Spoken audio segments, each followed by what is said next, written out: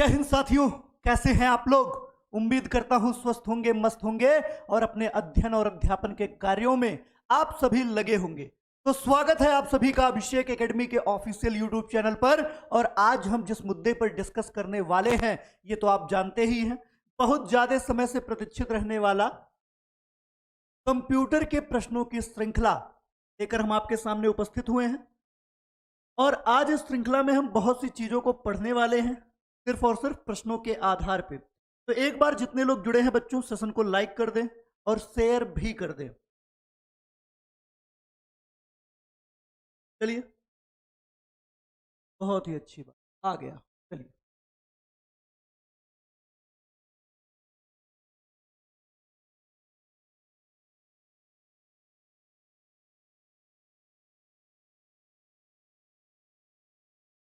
चलिए एक बार सभी लोग जुड़ जाइए फिर से।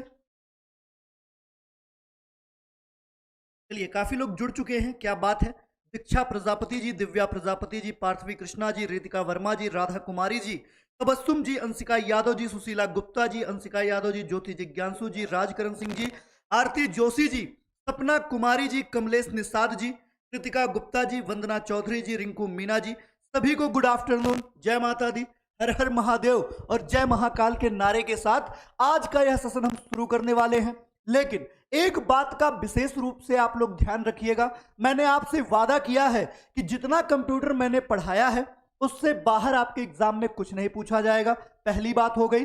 दूसरी बात, मैंने आज के सेशन में कुछ ऐसे प्रश्नों को भी संग्रहित किया है जो कंप्यूटर से संबंधित हैं और जिनके बारे में मैंने आपको बताया नहीं, क्योंकि वो बहुत ही बेसिक चीजें हैं, लेकिन उनको हम प्रश्नों के रूप में देखेंगे ताकि किसी भी एग्जाम में अगर कंप्यूटर पूछा जाए तो हमारे लिए असुविधा बिल्कुल भी ना हो।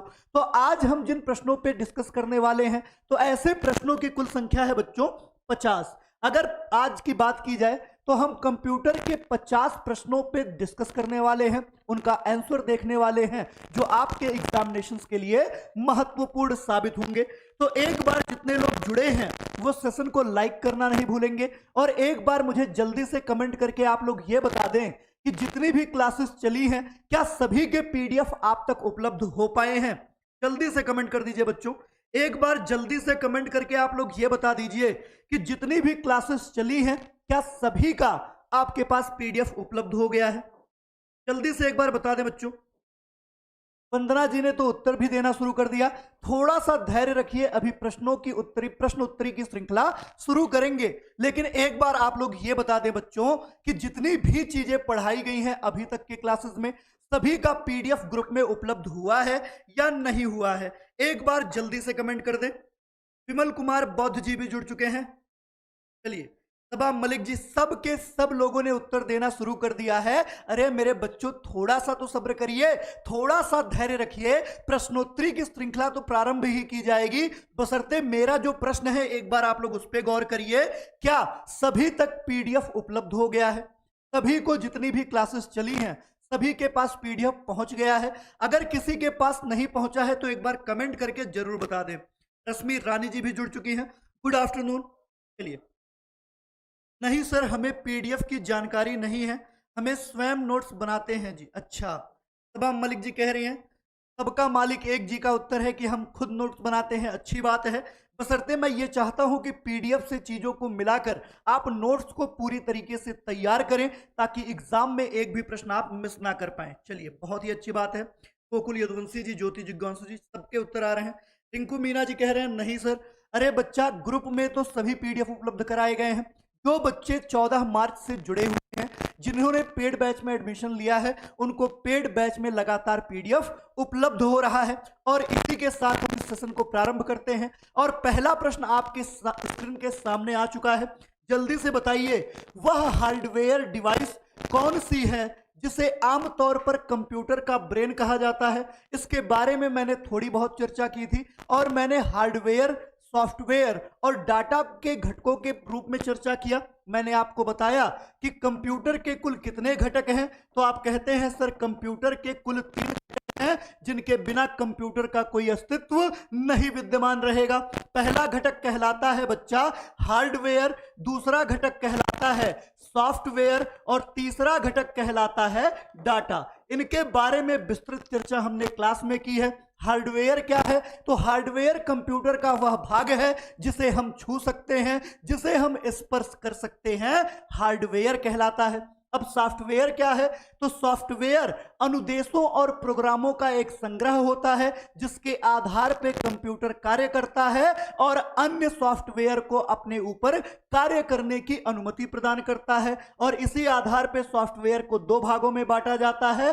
पहला विभाजन सिस्टम सॉफ्टवेयर और दूसरा विभाजन एप्लीकेशन सॉफ्टवेयर। डाटा की बात की जाए तो अव्यवस्थित आंकड़े और तथ्य डाटा कहलाते हैं, जो दो रूपों में देखने के लिए मिलते हैं। एक होता है न्यूमेरिक यानी कि नंबरिक और दूसरा होता है सिंबॉलिक।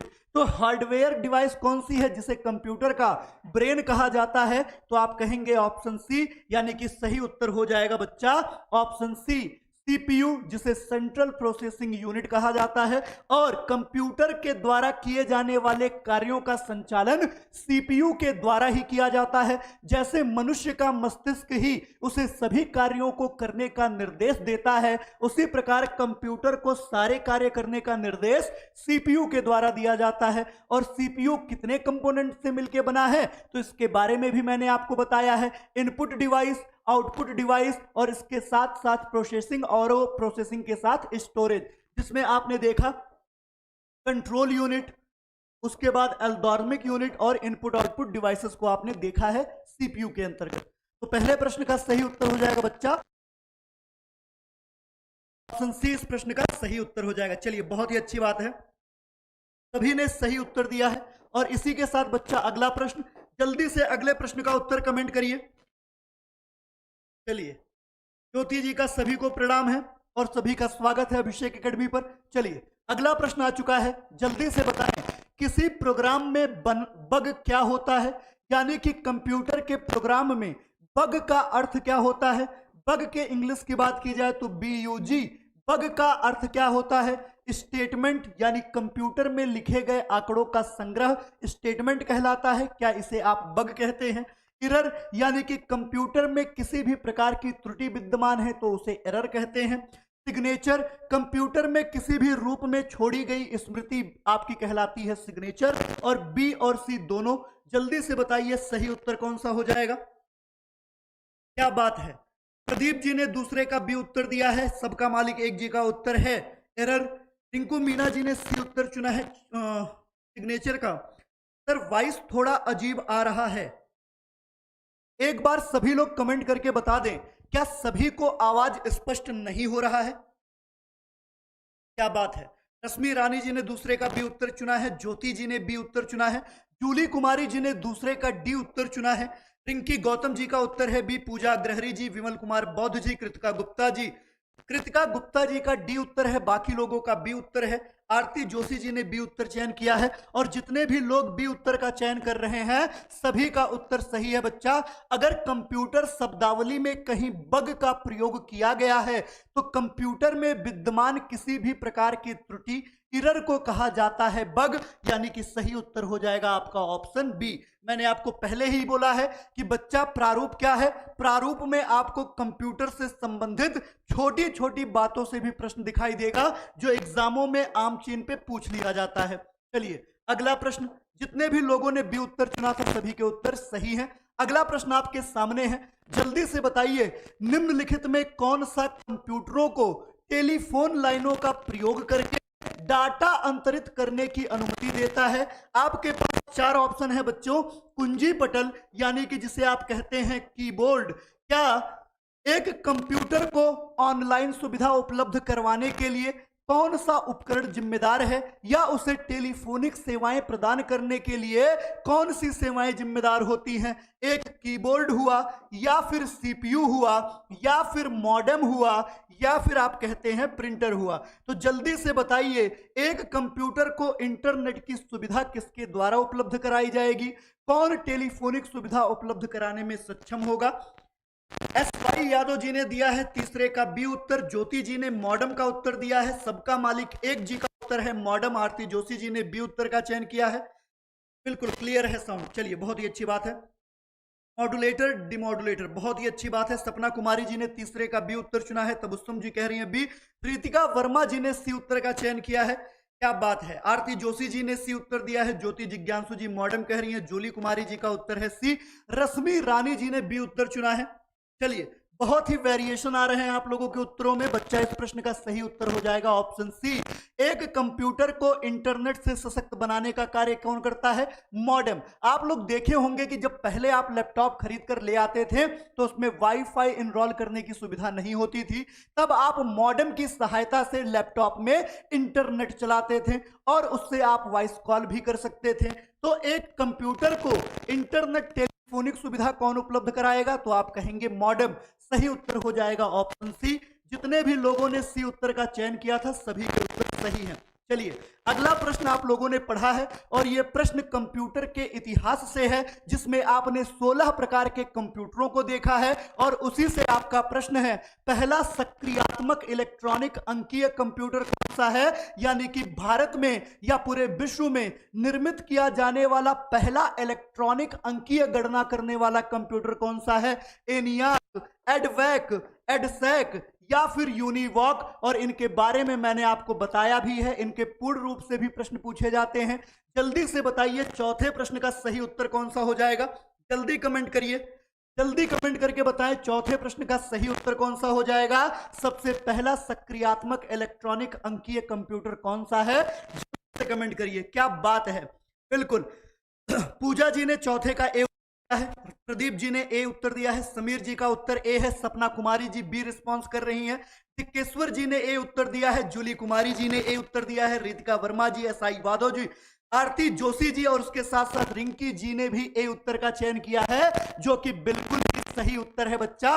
और मैं जानता हूं जितने भी लोगों ने कंप्यूटर का इतिहास पढ़ा है, 16 कंप्यूटरों की शब्दावली पढ़ी है, वो ऐसे छोटे छोटे और महत्वपूर्ण प्रश्नों में गलती नहीं करने वाले हैं। बिल्कुल बच्चा, सही उत्तर हो जाएगा एनियाक, जिसका पूर्ण रूप क्या होता है? तो आप कहते हैं इसका पूर्ण रूप होता है इलेक्ट्रॉनिक, इसका पूर्ण रूप होता है इलेक्ट्रॉनिक न्यूमेरिक एडवांस कंप्यूटर। तो एनियाक क्या हो गया बच्चा? एडवांस्ड कंप्यूटर हो गया।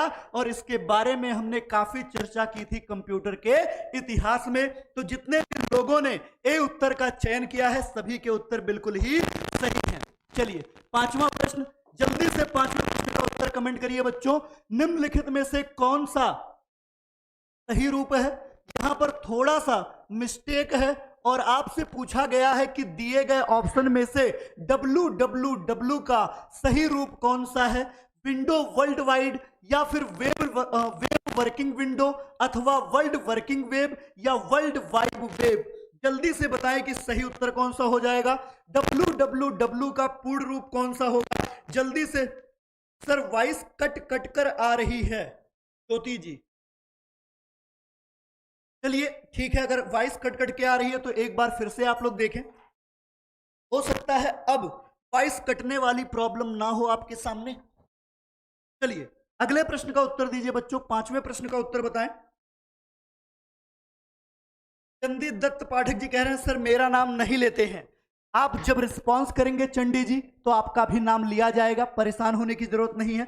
और काफी लोगों ने डी रिस्पॉन्स किया है, जैसे पहले रेडियो किरकिराता था वैसे ही आ रही है वॉइस ज्योति जी। चलिए कोई बात नहीं, हो सकता है अब थोड़ा सा सुधार हो गया हो आपके आवाज में। चलिए बिल्कुल सही जवाब है। जितने भी लोगों ने डी उत्तर का चयन किया है, वर्ल्ड वाइड वेब www का पूर्ण रूप है और इसका निर्माण किसके द्वारा किया गया? तो आप कहेंगे टिम बर्नली के द्वारा। टिम बर्नली के द्वारा इसका निर्माण किया गया था। चलिए बहुत ही अच्छा उत्तर आप सभी का। छठवां प्रश्न आपके सामने है, छठवें प्रश्न का उत्तर बताएं। सीपीयू का अर्थ क्या होता है? प्रश्न बहुत ही छोटे हैं लेकिन अमूमन लोग ऐसे भी प्रश्नों में गलतियां कर जाते हैं। चलिए बहुत ही अच्छी बात है। छठवां प्रश्न आपके सामने है, सीपीयू का पूर्ण रूप क्या है? Central processing unit, control program unit, central program unit या फिर कंट्रोल प्रोग्राम यूनिट। जल्दी से बताएं कि सही उत्तर कौन सा होगा। टीएम बर्नली, बहुत ही अच्छी बात है, बहुत ही अच्छी बात। चलिए आरती जी कह रही हैं सर वॉइस बहुत अच्छी आ रही है। हो सकता है आपके माइक्रोफोन का थोड़ा सा आवाज डिसबैलेंस हो गया हो, देख लें एक बार। कृतिका गुप्ता जी ने छठवें का ए उत्तर दे दिया है, क्या बात है। रिंकू मीना जी, प्रदीप जी, सबका मालिक एक जी, सभी ने ए उत्तर रिस्पॉन्स किया है। रीना बेगम जी, कृतिका गुप्ता जी, एस.वाई. यादव जी, रिंकी गौतम जी, किरण पटेल जी, स्मिता कुमारी जी, दिव्या प्रजापति जी, विमल कुमार बौद्ध, गोकुल यदुवंशी, ज्योति जिज्ञासु, पूनम केसरवानी, सपना जी, सभी का उत्तर ओम साई राम के साथ आ रहा है option A, central processing unit, जो कि बिल्कुल ही सही उत्तर है। छठवें प्रश्न का सही उत्तर हो जाएगा option A, central processing unit. बहुत ही अच्छी बात है बच्चा, हम लोगों ने काफी चर्चा किया है कंप्यूटर के बारे में और आज एक भी प्रश्न गलत नहीं होगा। आप खुद अपने आंकड़े निर्धारित करेंगे कि 50 प्रश्नों में कितने प्रश्न आपके सही हो रहे हैं, क्योंकि आज का जो क्वेश्चन है वो सिर्फ बेसिक से पूछा जा रहा है, जिसमें अमूमन बच्चे गलती कर देते हैं, लेकिन ये गलतियां हमें नहीं करना है, क्योंकि हमारा और आपका एग्जाम 19 जून से प्रारंभ होने वाला है और इसे बेहतर बनाते हुए हम एग्जाम को देंगे। चलिए अगला प्रश्न है, निम्नलिखित उत्पादों में से कौन सा उत्पाद पेंटियम ब्रांड के नाम से बेचा जाता है? यानी कि जब मैं आपको कंप्यूटर का इतिहास पढ़ा रहा था तो मैंने वहां पर हार्डवेयर का प्रारूप भी बताया था और उसी प्रारूप में एक नाम मैंने बताया था आपको, पेंटियम। जल्दी से बताइए कि वह कौन सा उत्पाद है जिसे पेंटियम के नाम से बेचा जाता है? मोबाइल चिप को, कंप्यूटर चिप को, या फिर कंप्यूटर को, अथवा माइक्रो प्रोसेसर को? जल्दी से 7वें प्रश्न का उत्तर कमेंट कर दीजिए बच्चों। क्या बात है, बहुत ही जबरदस्त।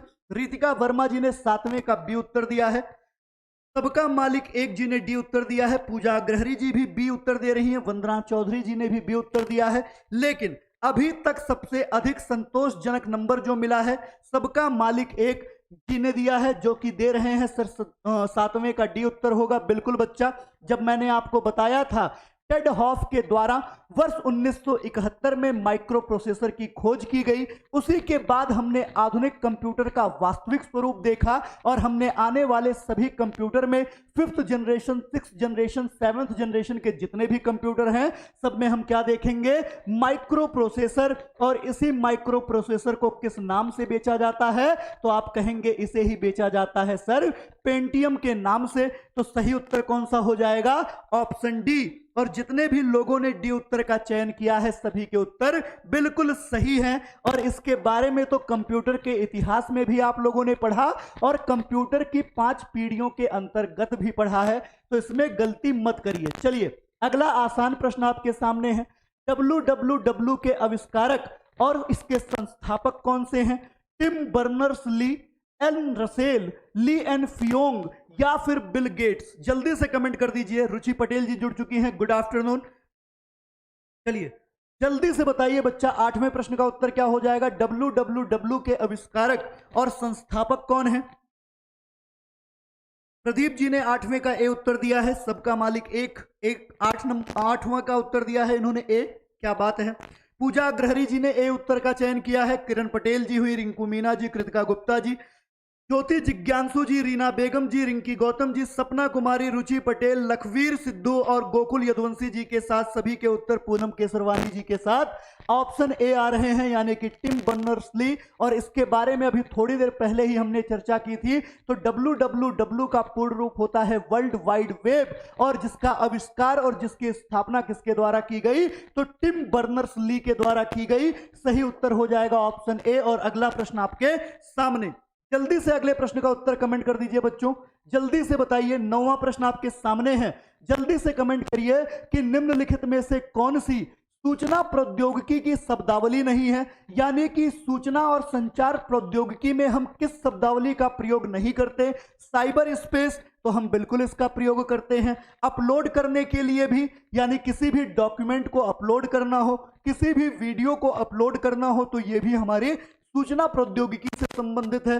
प्रकाश भंडारण, यानी कि emission of light, storage of light, लेकिन हमें कहीं भी प्रकाश के भंडारण की आवश्यकता सूचना प्रौद्योगिकी में नहीं होती। और मॉडेम भी हमारा कौन सी शब्दावली है? तो आप कहेंगे सूचना प्रौद्योगिकी की शब्दावली है। तो इसमें से कौन सा सूचना शब्दावली का प्रारूप नहीं है? तो सभी के उत्तर आ रहे हैं 9वें का सी, बिल्कुल सही जवाब है बच्चा। 9वें प्रश्न का सही उत्तर हो जाएगा ऑप्शन सी। प्रकाश भंडारण हमारा किसी भी प्रकार से सूचना प्रौद्योगिकी की शब्दावली नहीं है, यह फोटोसिंथेसिस की शब्दावली है। और फोटोसिंथेसिस क्या है? तो आप कहते हैं पेड़ पौधे जिस प्रक्रिया के माध्यम से अपना भोजन तैयार करते हैं वही प्रक्रिया कहलाती है फोटोसिंथेसिस, जिसमें प्रकाश भंडारण की आवश्यकता अनिवार्य है। तो सही उत्तर हो जाएगा ऑप्शन सी, यह हमारा कंप्यूटर शब्दावली बिल्कुल भी नहीं है। 10वां प्रश्न आपके सामने है। बिल्कुल सभी लोगों ने सी उत्तर का चयन किया है और सभी के उत्तर बिल्कुल सही है। अगला प्रश्न है, पहले इलेक्ट्रॉनिक अंकीय कंप्यूटर में किसका प्रयोग किया गया था? मैंने आपको बताया, जब मैं आपको 5 पीढ़ियों के कंप्यूटर बता रहा था वहीं पे मैंने आपको बताया था कि किस कंप्यूटर में, किस जनरेशन के कंप्यूटर में कौन सा हार्डवेयर प्रयोग हुआ है। आपको यही बताना है कि सबसे पहले इलेक्ट्रॉनिक अंकीय कंप्यूटर जिसका निर्माण कार्य चार्ल्स बेबेज के द्वारा 2 रूपों में किया गया। सबसे पहले आपने देखा था डिफरेंस इंजन, सबसे पहले आपने देखा था बच्चा डिफरेंस इंजन, और उसके बाद आप लोगों ने देखा था एनालिटिकल इंजन। इन 2 इंजनों का निर्माण कार्य किसके द्वारा किया गया? तो चार्ल्स बेबेज के द्वारा किया गया, और इसी के प्रारूप के आधार पे उन्हें हम कंप्यूटर का जनक कहते हैं। आधुनिक कंप्यूटर का जनक चार्ल्स बेबेज को कहते हैं। तो जल्दी से बताइए, उनके द्वारा निर्मित किए गए पहले इलेक्ट्रॉनिक अंकीय कंप्यूटर में हार्डवेयर के रूप में किसका प्रयोग किया गया? ट्रांजिस्टर का प्रयोग किया गया, वाल्व का प्रयोग किया गया, क्रोड स्मृति का प्रयोग किया गया, या फिर अर्धचालक स्मृति का प्रयोग किया गया? जल्दी से कमेंट कराएं। पहले में आईएसटी, सेकंड में ट्रांजिस्टर, थर्ड में आईसी और चौथे में एआई। क्या बात है। 10वें का बी उत्तर कुछ लोग दे रहे हैं, वाल्व। बहुत ही अच्छी बात है। और लगभग सभी लोगों ने, ज्योति जिज्ञासु जी को छोड़कर बाकी सभी लोगों ने बी उत्तर का चयन किया है, जो कि बिल्कुल सही उत्तर है। मैंने आपको बताया था वैक्यूम ट्यूब यानी वाल्व के रूप में इसका प्रयोग किया गया। पहला इलेक्ट्रॉनिक अंकीय कंप्यूटर जो निर्मित हुआ, जिसका निर्माण कार्य किसके द्वारा किया गया? चार्ल्स बेबेज के द्वारा। उन्होंने वैक्यूम ट्यूब या वाल्व का प्रयोग करके इस अंकीय कंप्यूटर का निर्माण कार्य किया था। तो सही उत्तर हो जाएगा ऑप्शन बी। और जितने भी लोगों ने बी उत्तर चुना है सभी के उत्तर बिल्कुल ही सही है। अगला प्रश्न आपके सामने है और बहुत ही महत्वपूर्ण प्रश्न है और यूजीसी नेट की परीक्षा में पूछा गया प्रश्न है। जल्दी से इस प्रश्न का उत्तर बताइए कि अनुपम क्या है। और मैंने तो आपको इसका पूरा डिस्क्रिप्शन आपके सामने प्रस्तुत किया था। मैंने आपको बताया था कि अनुपम का निर्माण भी भाभा एटॉमिक रिसर्च सेंटर के द्वारा किया गया था। तो जल्दी से बताइए कि प्रयोग किया गया शब्द अनुपम क्या है? एक शोध संस्थान है, एक सुपर कंप्यूटर है, एक नवनिर्मित प्रक्षेपास्त्र है, या कंप्यूटर का एक सॉफ्टवेयर है? जल्दी से 11वें प्रश्न का उत्तर कमेंट करें। सबका मालिक एक जी ने 11वें का बी उत्तर दिया है। चलिए आरती जोशी जी, अभी बहुत प्रश्न मिलने हैं, परेशान होने की जरूरत नहीं है। पूजा अग्रहरी जी ने बी उत्तर दिया है। क्या बात है। जिन बच्चों ने क्लास अटेंड की है वो तो इस प्रश्न में गलती बिल्कुल भी नहीं करने वाले हैं, क्योंकि मैंने उन्हें बताया है कि विश्व में सबसे पहले सुपर कंप्यूटर का निर्माण किस देश के द्वारा किया गया। तो आप कहते हैं विश्व में सबसे पहले सुपर कंप्यूटर का निर्माण अमेरिका में किया गया और सिमोर क्रे के द्वारा विश्व का पहला सुपर कंप्यूटर बनाया गया जो क्रे एजेंसी के अधीन था। और जब भारत वालों ने, भारत के नेताओं ने सुपर कंप्यूटर की मांग भारत के विकास के लिए की तो अमेरिका ने इसे अस्वीकार कर दिया, और जिसके परिणाम स्वरूप वर्ष 1990 में भारत के एक महान वैज्ञानिक, जिनका नाम क्या है बच्चों? जिनका नाम है विजय भटकर। विजय भटकर जी के द्वारा वर्ष 1990 में भारत का पहला सुपर कंप्यूटर बनाया गया। और भारत का पहला सुपर कंप्यूटर कौन सा था? परम 8000। परम 8000 का निर्माण कार्य किसके द्वारा किया गया? तो आप कहते हैं सर उस समय चलता था एक संस्थान जिसे नाम दिया गया था सीडेक, जिसका पूर्ण रूप होता था centre for developing advanced computer. इसी के द्वारा निर्मित किया गया था भारत का पहला सुपर कंप्यूटर परम 8000। और उसी क्रम में निर्मित अनुपम भी क्या है? एक सुपर कंप्यूटर है। तो सही उत्तर कौन सा हो जाएगा बच्चों? सही उत्तर हो जाएगा ऑप्शन बी। बिल्कुल विजय भटकर, बहुत ही अच्छा उत्तर है आप लोगों का। परम भारत का, बिल्कुल बिल्कुल। परम क्या है? परम भारत का ही, भारत के द्वारा निर्मित सुपर कंप्यूटर है, जिसका पहला कंप्यूटर बना परम 8000 के आधार पे, फिर निर्मित हुआ परम पदम, फिर निर्मित हुआ अनुपम, और धीरे धीरे ऐसे ही आपने कई सुपर कंप्यूटरों को भारत में देखा है। तो सही उत्तर हो जाएगा ऑप्शन बी। चलिए, बहुत ही अच्छा रिस्पॉन्स सभी का। अगला प्रश्न, अगला प्रश्न आपके सामने है। जल्दी से अगले प्रश्न का उत्तर कमेंट करिए। भारत में विकसित परम सुपर कंप्यूटर का विकास किस संस्था के द्वारा किया गया? अभी मैंने आपको बताया भारत का पहला सुपर कंप्यूटर परम है और इसकी जो मोजाइंटिंग है वो है परम 8000। तो जल्दी से बताइए परम का निर्माण कार्य भारत के किस संस्था के द्वारा किया गया? सी डैक के द्वारा किया गया, आईआईटी कानपुर के द्वारा किया गया, भाभा एटॉमिक रिसर्च सेंटर के द्वारा किया गया या फिर आईआईटी दिल्ली के द्वारा? बहुत ही अच्छा रिस्पांस। राधा देवी जी भी जुड़ चुकी हैं। गुड आफ्टरनून बच्चा, जल्दी से कमेंट करिए, क्या बात है। 12वें प्रश्न का उत्तर आना भी शुरू हुआ है और लगभग सभी लोगों ने अभी तक, प्रीति नारवारिया जी भी उत्तर दे रही हैं सर 12 का ए होगा, क्या बात है।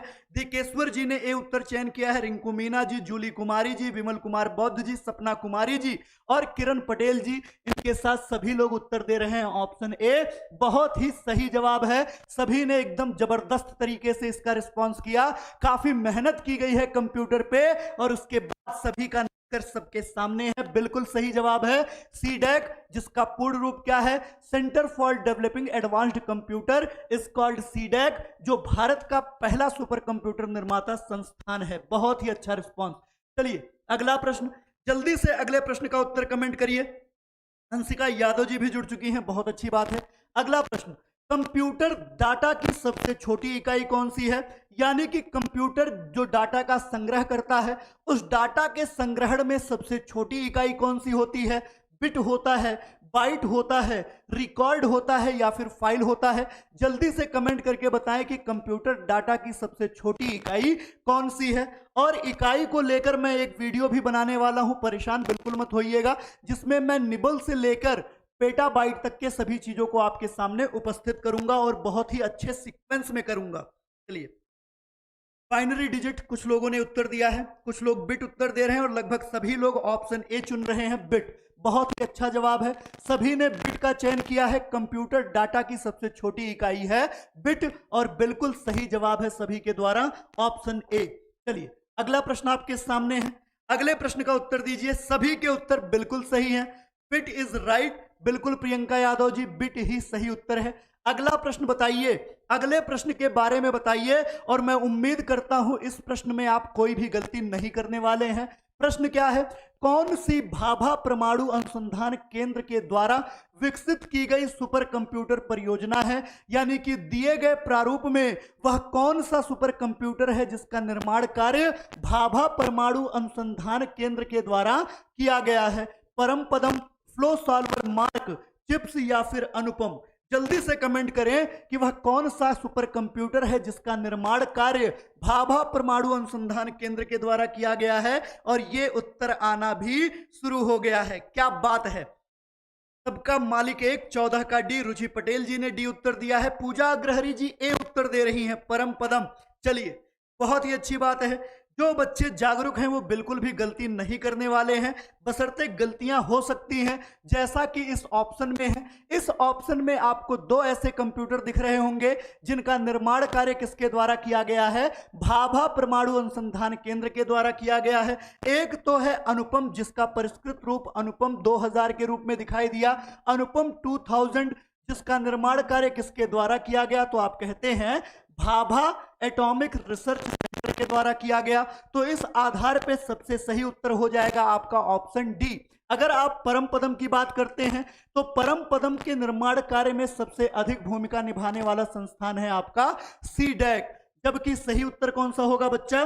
तो आप कहेंगे सही उत्तर हो जाएगा ऑप्शन डी, अनुपम। लेकिन परम पदम की संरचना के बारे में बात किया जाए कि उसके मेटाग्राफिक या ग्राफिकल इंटरफेस को किसके द्वारा बनाया गया, तो वो भी बनाया गया था BARC यानी कि भाभा एटॉमिक रिसर्च सेंटर के द्वारा, लेकिन निर्माण पूरी तरह से किया गया था सी डैक के द्वारा।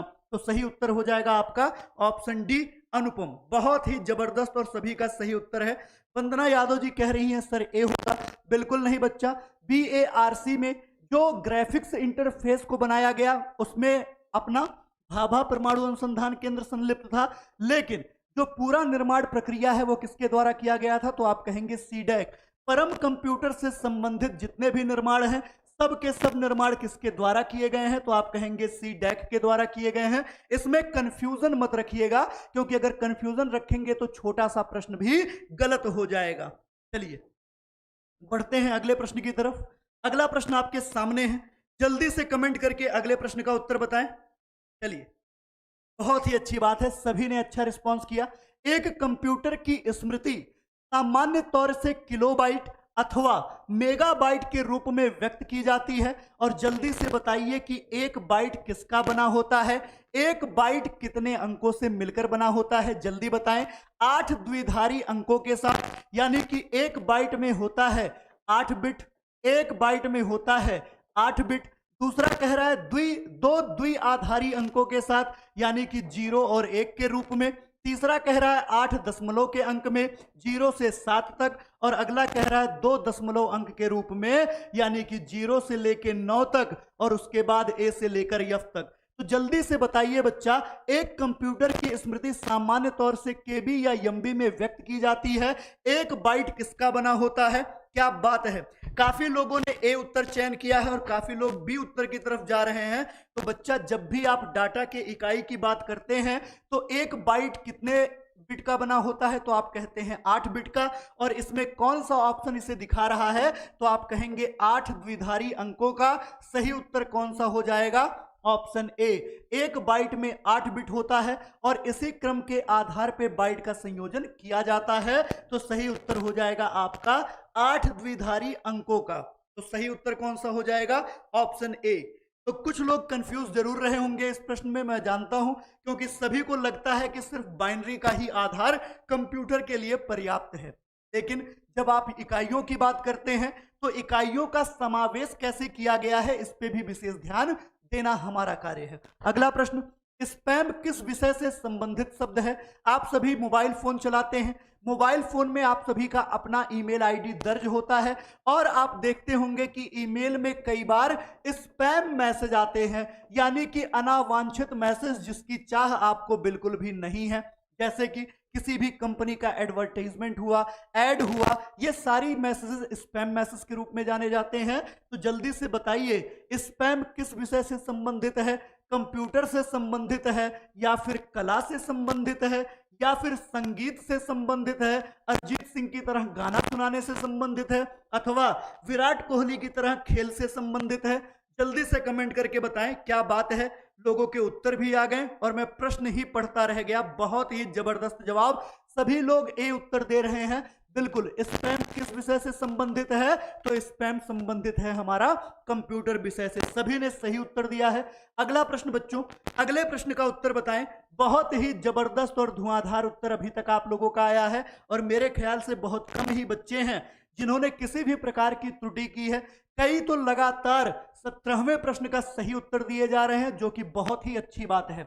अगला प्रश्न, डाटा के प्रेषण की गति को मापने के लिए, यानी कि डाटा जिस तरह से प्रोसेस होता है उसकी गति को मापने के लिए सामान्यतः प्रयुक्त इकाई कौन सी है? मेगाहर्ट्ज, संप्रीतक प्रति सेकंड, बिट प्रति सेकंड, या फिर नैनो सेकंड? तो आप लोगों को मैंने बताया है कि जब हम सुपर कंप्यूटर की गति को मापते हैं तो हम उसे पेटा फ्लॉप्स में नापते हैं। किस में नापते हैं? पेटा फ्लॉप्स में नापते हैं। उसी प्रकार जब हम डाटा का प्रोसेस करते हैं तो डाटा का प्रोसेस किस इकाई के रूप में होता है? जल्दी से कमेंट करके बताएं। क्या बात है, काफी लोग ए उत्तर दे रहे हैं, मेगाहर्ट्ज में। बच्चा, मेगाहर्ट्ज में किसका मेजरमेंट करते हैं? तो आप कहते हैं हर्ट्ज किसकी यूनिट है? तो हर्ट्ज है फ्रीक्वेंसी की यूनिट। फ्रीक्वेंसी का मेजरमेंट किसमें किया जाता है? तो आप कहते हैं हर्ट्ज में। तो क्या हर्ट्ज सही उत्तर होगा? आवृत्ति का मापन थोड़ी करते हैं आप। जब डाटा का प्रोसेस होता है तब आवृत्ति का मापन नहीं होता है, डाटा में जितनी भी चीजें आ रही हैं उनकी भार का मापन होता है। और आप जानते हैं कंप्यूटर में जो भी चीज आती है वह किस रूप में आएगी? तो वह आएगी बिट के रूप में, यानी कि 1 सेकंड में कितने बिट डाटा प्रोसेस हो रहा है, इसी का मेजरमेंट डाटा प्रेषण में होता है। तो सही उत्तर कौन सा हो जाएगा? बिट प्रति सेकंड, यानी कि सही उत्तर हो जाएगा बच्चा ऑप्शन सी। प्रियंका यादव जी ने नैनो सेकंड कहा है। बच्चा, नैनो सेकंड तो आने वाली टेक्नोलॉजी है जो 6G में आपको देखने के लिए मिलेगी। अभी तक हम नैनो सेकंड की तकनीक तक नहीं पहुंच पाए हैं, यहां तक कि हमने सुपर कंप्यूटर का भी निर्माण किया है, लेकिन नैनो सेकंड वाली गति अभी भी प्राप्त नहीं कर पाए हैं। ये 6th जनरेशन में संभव हो पाएगा जब हम 6G टेक्नोलॉजी को अंगीकृत कर लेंगे। तो सही उत्तर हो जाएगा ऑप्शन सी, बिल्कुल सही जवाब है सभी के। बहुत ही अच्छा रिस्पॉन्स सभी का। बढ़ते हैं बच्चा अगले प्रश्न की तरफ, और जल्दी से अगले प्रश्न का उत्तर बताएं, जल्दी से कमेंट करिए अगले प्रश्न का उत्तर। इंस्ट्रक्शन के उस समूह को क्या कहते हैं जो कंप्यूटर को बताता है कि क्या करना है? यानी कि एक कंप्यूटर को दिशा निर्देश देने वाला कारक किस रूप में जाना जाता है? मेंटर के रूप में, इंस्ट्रक्टर के रूप में, कंपाइलर के रूप में, या फिर प्रोग्राम के रूप में? मेंटर का अर्थ होता है निर्माण करने वाला। जब आप इंस्ट्रक्टर की बात करते हैं तो इंस्ट्रक्टर मतलब इंस्ट्रक्शन निर्देशों को बनाने वाला। उसके बाद कंपाइलर का कार्य क्या है? उच्च मशीनी भाषा को पढ़ने योग्य बनाना। और प्रोग्राम क्या है? तो यह निर्देशों का संग्रह है, यह डाटा का समूह है जो कंप्यूटर को निर्देशित करता है कि उसे कौन सा कार्य करना है और कौन सा कार्य नहीं करना है। तो जल्दी से उत्तर दें, 18वें प्रश्न का सही उत्तर क्या होगा? बहुत ही जबरदस्त तरीके से सभी के उत्तर आ रहे हैं। ऑप्शन डी बिल्कुल सही रिस्पॉन्स है सबका बच्चा। Option D is correct answer. यानी इंस्ट्रक्शन के उस समूह को क्या कहते हैं जो कंप्यूटर को निर्देशित करता है? तो आप कहेंगे प्रोग्राम। सही उत्तर हो जाएगा ऑप्शन डी। चलिए 19वां प्रश्न आपके सामने है बच्चों। 19वां प्रश्न आपके सामने है, जल्दी से बताएं निम्नलिखित में से कौन सा भारत की सबसे बड़ी सॉफ्टवेयर कंपनी है? यानी सॉफ्टवेयर के निर्माण में वर्तमान समय में भारत की सबसे बड़ी कंपनी कौन सी है? अभी जब आप एसएससी का पेपर उठाएंगे बच्चों, एसएससी सीएचएसएल 2020, 2021 और 2022, जब आप इन 3 पेपरों को उठाकर देखते हैं तो आपको यही प्रश्न रिपीटेड रूप में मिलता है कि निम्नलिखित में से भारत की सबसे बड़ी सॉफ्टवेयर कंपनी कौन सी है?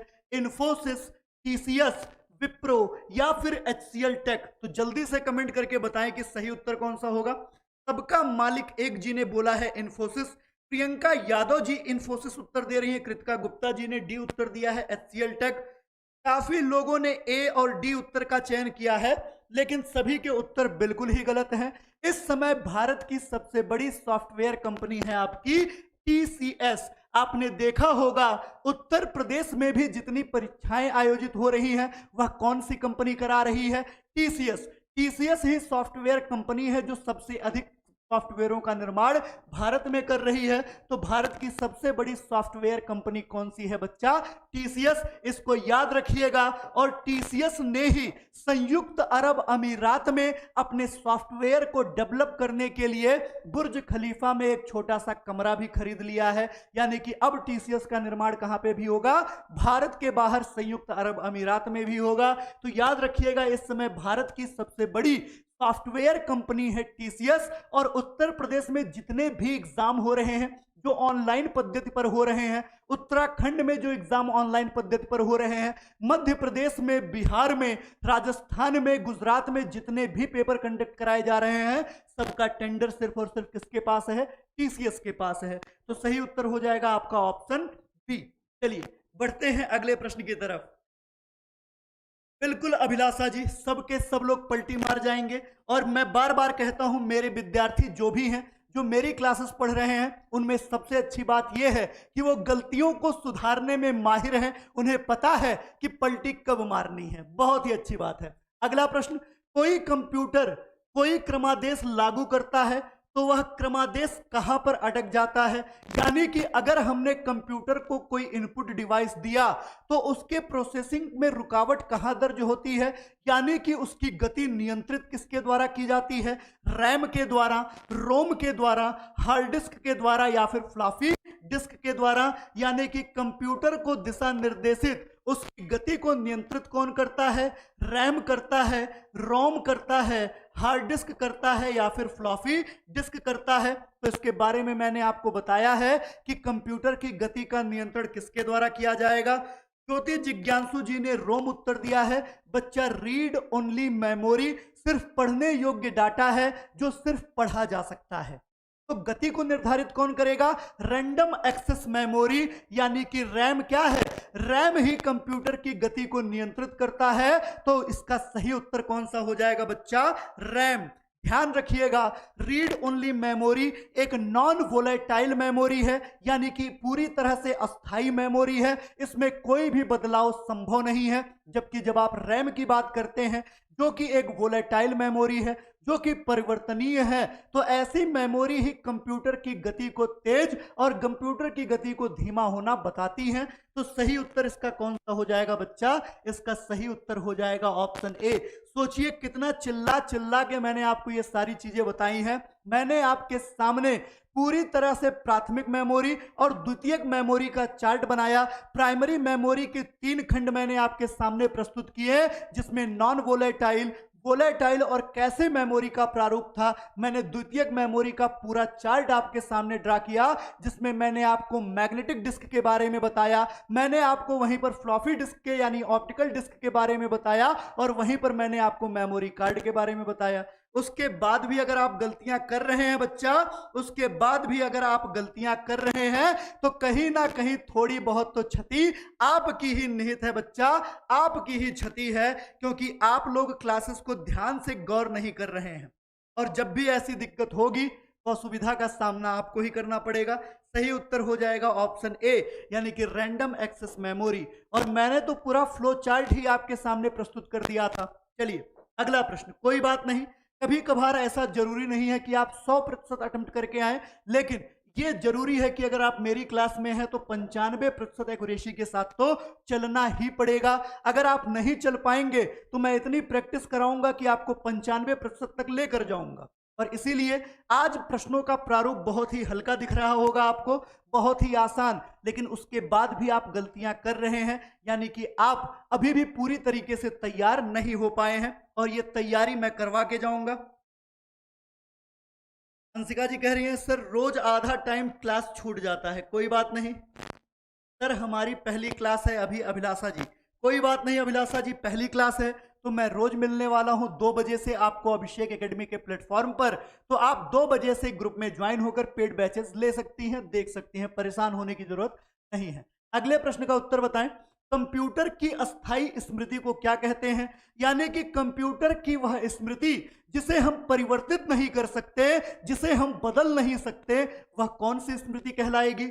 रैंडम एक्सेस मेमोरी कहलाएगी, रीड ओनली मेमोरी कहलाएगी, या फिर सेंट्रल प्रोसेसिंग यूनिट कहलाएगी, अथवा compact disc read only memory कहलाएगी? तो जल्दी से बताइए, कंप्यूटर की अस्थाई स्मृति को क्या कहा जाता है? 21वें का उत्तर आ रहा है रैम। बच्चा, अस्थाई मेमोरी की बात की जाए तो इसे बोला जाता है नॉन वोलेटाइल मेमोरी। अब जल्दी से कमेंट करके बताएं कि कंप्यूटर के किस मेमोरी को नॉन वोलेटाइल मेमोरी कहा जाता है?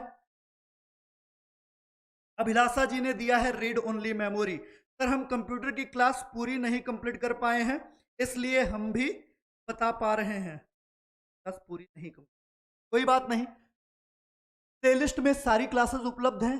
जिन लोगों का जो क्लास छूटा है वो प्लेलिस्ट से जाकर क्लासेस को कंप्लीट कर लें। क्या बात है, सभी लोगों ने बी उत्तर दिया है, बहुत ही अच्छा रिस्पांस इस बार रहा। इस बार सभी ने सही उत्तर दिया है। कंप्यूटर की अस्थाई मेमोरी होती है रोम, जिसे आप कहते हैं रीड ओनली मेमोरी। और रीड ओनली मेमोरी के कुल 4 प्रकार होते हैं, मैंने आपको बताया था। पी रोम होता है, पी रोम के साथ ई रोम होता है, ई रोम के साथ होता है एक ईपी रोम, और इसी के साथ एक होता है बच्चा ईईपी रोम। इतनी बार इन सभी की चर्चा हम लोग कर चुके हैं अपने पिछली क्लासेस में। तो आप इस बात को ध्यान रखिएगा, जब भी आपसे नॉन वोलेटाइल मेमोरी की बात की जाए तो कंप्यूटर की वह मेमोरी जिसमें हम कोई परिवर्तन नहीं कर सकते वही कहलाता है अस्थाई मेमोरी, जिसे आप कहते हैं रीड ओनली मेमोरी, जिसमें किसी भी परिवर्तन को करना संभव नहीं है, जो 4 प्रकार में विभक्त है। तो इतनी बातें हम कर चुके हैं, सही उत्तर हो जाएगा ऑप्शन बी। चलिए अगले प्रश्न का उत्तर बताएं। अगला प्रश्न आपके सामने है, जल्दी से कमेंट करिए। निम्न में से कौन निर्गम उपकरण नहीं है? यानी कि दिए गए 4 ऑप्शनों में से निर्गम उपकरण का अर्थ होता है कौन सा आउटपुट डिवाइस नहीं है। तो जल्दी से मुझे बताइए कि 4 ऑप्शन है आपके पास, जिसमें पहला दिखाया जा रहा है इंजेक्ट मुद्रक, दूसरा कहा जा रहा है प्लॉटर, तीसरा कहा जा रहा है प्रकाशित लक्षण अभिज्ञता, जिसे आप कहते हैं स्कैनर। चौथा कहा जा रहा है आपसे स्पीकर। तो जल्दी से बताइए, दिए गए चारों ऑप्शनों में से कौन सा एक आउटपुट डिवाइस नहीं है, एक निर्गम उपकरण कौन सा नहीं है, जल्दी से बताएं। चलिए, सभी ने उत्तर भी देना शुरू कर दिया है कि रोम के कितने प्रकार हैं। बच्चा 22वां प्रश्न आपके सामने आ चुका है, इसका उत्तर बताएं कि कौन सा एक आउटपुट डिवाइस नहीं है। जल्दी से कमेंट करिए बच्चों। क्या बात है, आरती जोशी जी ने सी उत्तर दिया है, टिकेश्वर जी ने भी सी उत्तर दिया है, जूली कुमारी जी का भी उत्तर है सी, अंशिका यादव जी, विश्वास कुमार जी, सबका मालिक एक, सबका प्रभु एक, सी उत्तर दिया गया है। रितिका वर्मा जी ने 22वें का उत्तर दिया है सर डी। अरे बच्चा, स्पीकर कंप्यूटर से निर्देश प्राप्त करता है या स्पीकर कंप्यूटर को निर्देश देता है, पहले आप ये बताएं। बाकी लोग, जितने भी लोग ऑप्शन सी का चयन कर रहे हैं, सभी का उत्तर बिल्कुल सही है। स्कैनर हमारा इनपुट डिवाइस है, ना कि हमारा आउटपुट डिवाइस है। बाकी लोगों ने सही उत्तर दिया है। निर्गम उपकरण कौन सा नहीं है, तो प्रकाशित लक्षण अभिज्ञाता, और इसके बारे में तो पूरा चार्ट ही मैंने आपको उपलब्ध कराया है। चलिए अगला प्रश्न, अगला प्रश्न। चलिए, संध्या प्रजापति भी जुड़ चुकी हैं, स्वागत है आपका। चलिए अगले प्रश्न का उत्तर बताएं बच्चों। पूजा अग्रहरी जी ने ए उत्तर दिया है, बच्चा गलत है। अगला प्रश्न, पहली कंप्यूटर भाषा कौन सी विकसित की गई। तो जब मैं आपको द्वितीय पीढ़ी का कंप्यूटर बता रहा था, तो द्वितीय पीढ़ी के कंप्यूटर में हार्डवेयर के रूप में मैंने आपको ट्रांजिस्टर का प्रयोग बताया था, और मैंने वहीं पर आपको बताया था कि सबसे पहले कंप्यूटर की भाषा का निर्माण द्वितीय जनरेशन यानी सेकंड पीढ़ी के कंप्यूटर में हुआ। वह कौन सा था, कोबॉल था, बेसिक था, फोर्ट्रान था, या फिर पास्कल था। इसका तो पूरा चार्ट पहले जनरेशन का, दूसरे जनरेशन का, तीसरे जनरेशन का, चौथे जनरेशन का और पांचवें जनरेशन का पूरा चार्ट मैंने उपलब्ध कराया है, और उसी में मैंने इसको मेंशन भी किया है। कुछ लोग सी उत्तर दे रहे हैं और कुछ लोग डी उत्तर दे रहे हैं। बच्चा, पास्कलाइन हमारा एक यंत्र था, पास्कलाइन हमारा एक यंत्र था जिसका निर्माण किया गया था कंप्यूटर के इतिहास में चौथे नंबर पर। तो पास्कलाइन हमारा सही उत्तर नहीं होगा, हमारा सही उत्तर हो जाएगा ऑप्शन सी, फोर्ट्रॉन, जो द्वितीय जनरेशन के कंप्यूटर के समय में निर्मित किया गया। कंप्यूटर की पहली भाषा जिसे कहा जाता है वही है फोर्ट्रॉन। फोर्ट्रॉन के बाद कंप्यूटर की दूसरी भाषा जो निर्मित हुई उसे बोला गया कोबॉल। कोबॉल के बाद जो निर्मित हुआ उसे बोला गया सी प्लस, और उसके बाद निर्मित हुआ आपका जावा। जावा के बाद निर्मित हुआ आपका पाइथन। ये सब के सब क्या है, कंप्यूटर की भाषा है। लेकिन आप ये सोच रहे होंगे इन भाषाओं के बारे में मैंने क्यों नहीं पढ़ाया, तो मैंने पहले ही बताया है कि कुछ चीजें सूचना और संचार प्रौद्योगिकी से रिलेटेड हैं, तो इन भाषाओं को हम वहीं पे कन्वर्ट करेंगे जहां पर हम ये देख पाएंगे कि कौन सा कंप्यूटर प्रौद्योगिकी के लिए बच्चा अनिवार्य है। चलिए अगले प्रश्न पे बढ़ते हैं। बहुत ही अच्छा रिस्पांस सभी का, ऑप्शन सी सही उत्तर है। बिल्कुल बच्चा, अगले प्रश्न पे बढ़ते हैं। चलिए, कॉमन ओरिएंटेशन लैंग्वेज यानी कि, बहुत ही अच्छी बात है विश्वास कुमार जी, कंप्यूटर लैंग्वेज बिल्कुल।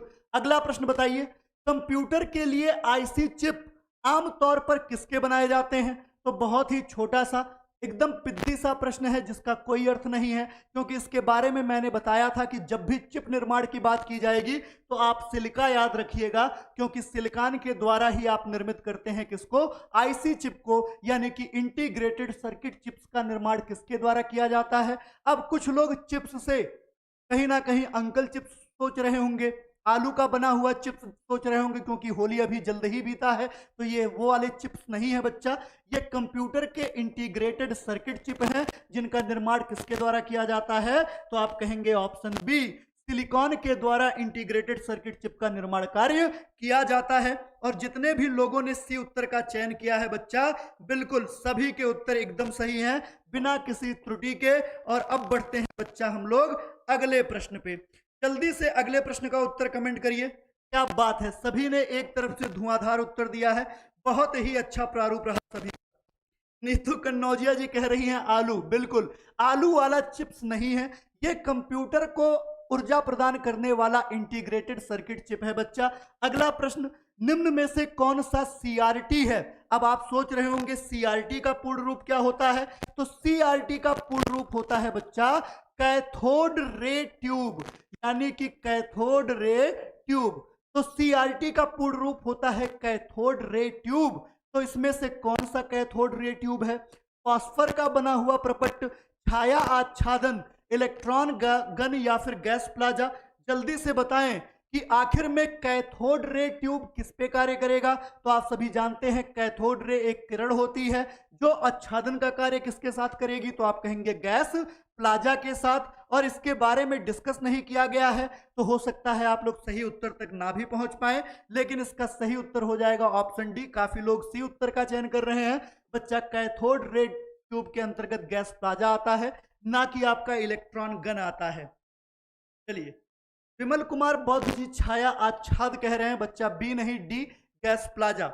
मुझे उम्मीद है कि काफी लोग इसमें गलतियां करने वाले हैं, पर गलतियों की कोई बात नहीं है, क्योंकि इसके बारे में मैंने आपको पढ़ाया नहीं है, तो गलतियां होना स्वाभाविक सी बात है। लेकिन एक एग्जाम में पूछा गया प्रश्न है, ये यूजीसी नेट में पूछा हुआ प्रश्न है, और यूजीसी नेट जब 2013 आप सॉल्व करते हैं, उसी वर्ष ये पूछा गया था कि सीआरटी का तत्व कौन सा है? तो गैस प्लाजा इसका सही उत्तर है। इसके अलावा और कोई भी उत्तर सही नहीं होगा। बिल्कुल सबका गलत हो गया है, या कह लीजिए सबका काटा गया है। अगला प्रश्न, जल्दी से अगले प्रश्न का उत्तर बताएं। अगले प्रश्न का उत्तर बताएं बच्चों। सारा गैस होती है ट्यूब में, बिल्कुल सही जवाब।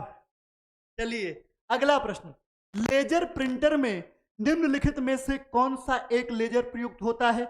यानी कि जो हम लेजर वाले प्रिंटर वर्तमान समय में देख रहे हैं, लेजर का पूर्ण रूप क्या होता है बच्चा? तो इसके बारे में भी मैंने आपको बताया है कि लेजर का पूर्ण रूप होता है लाइट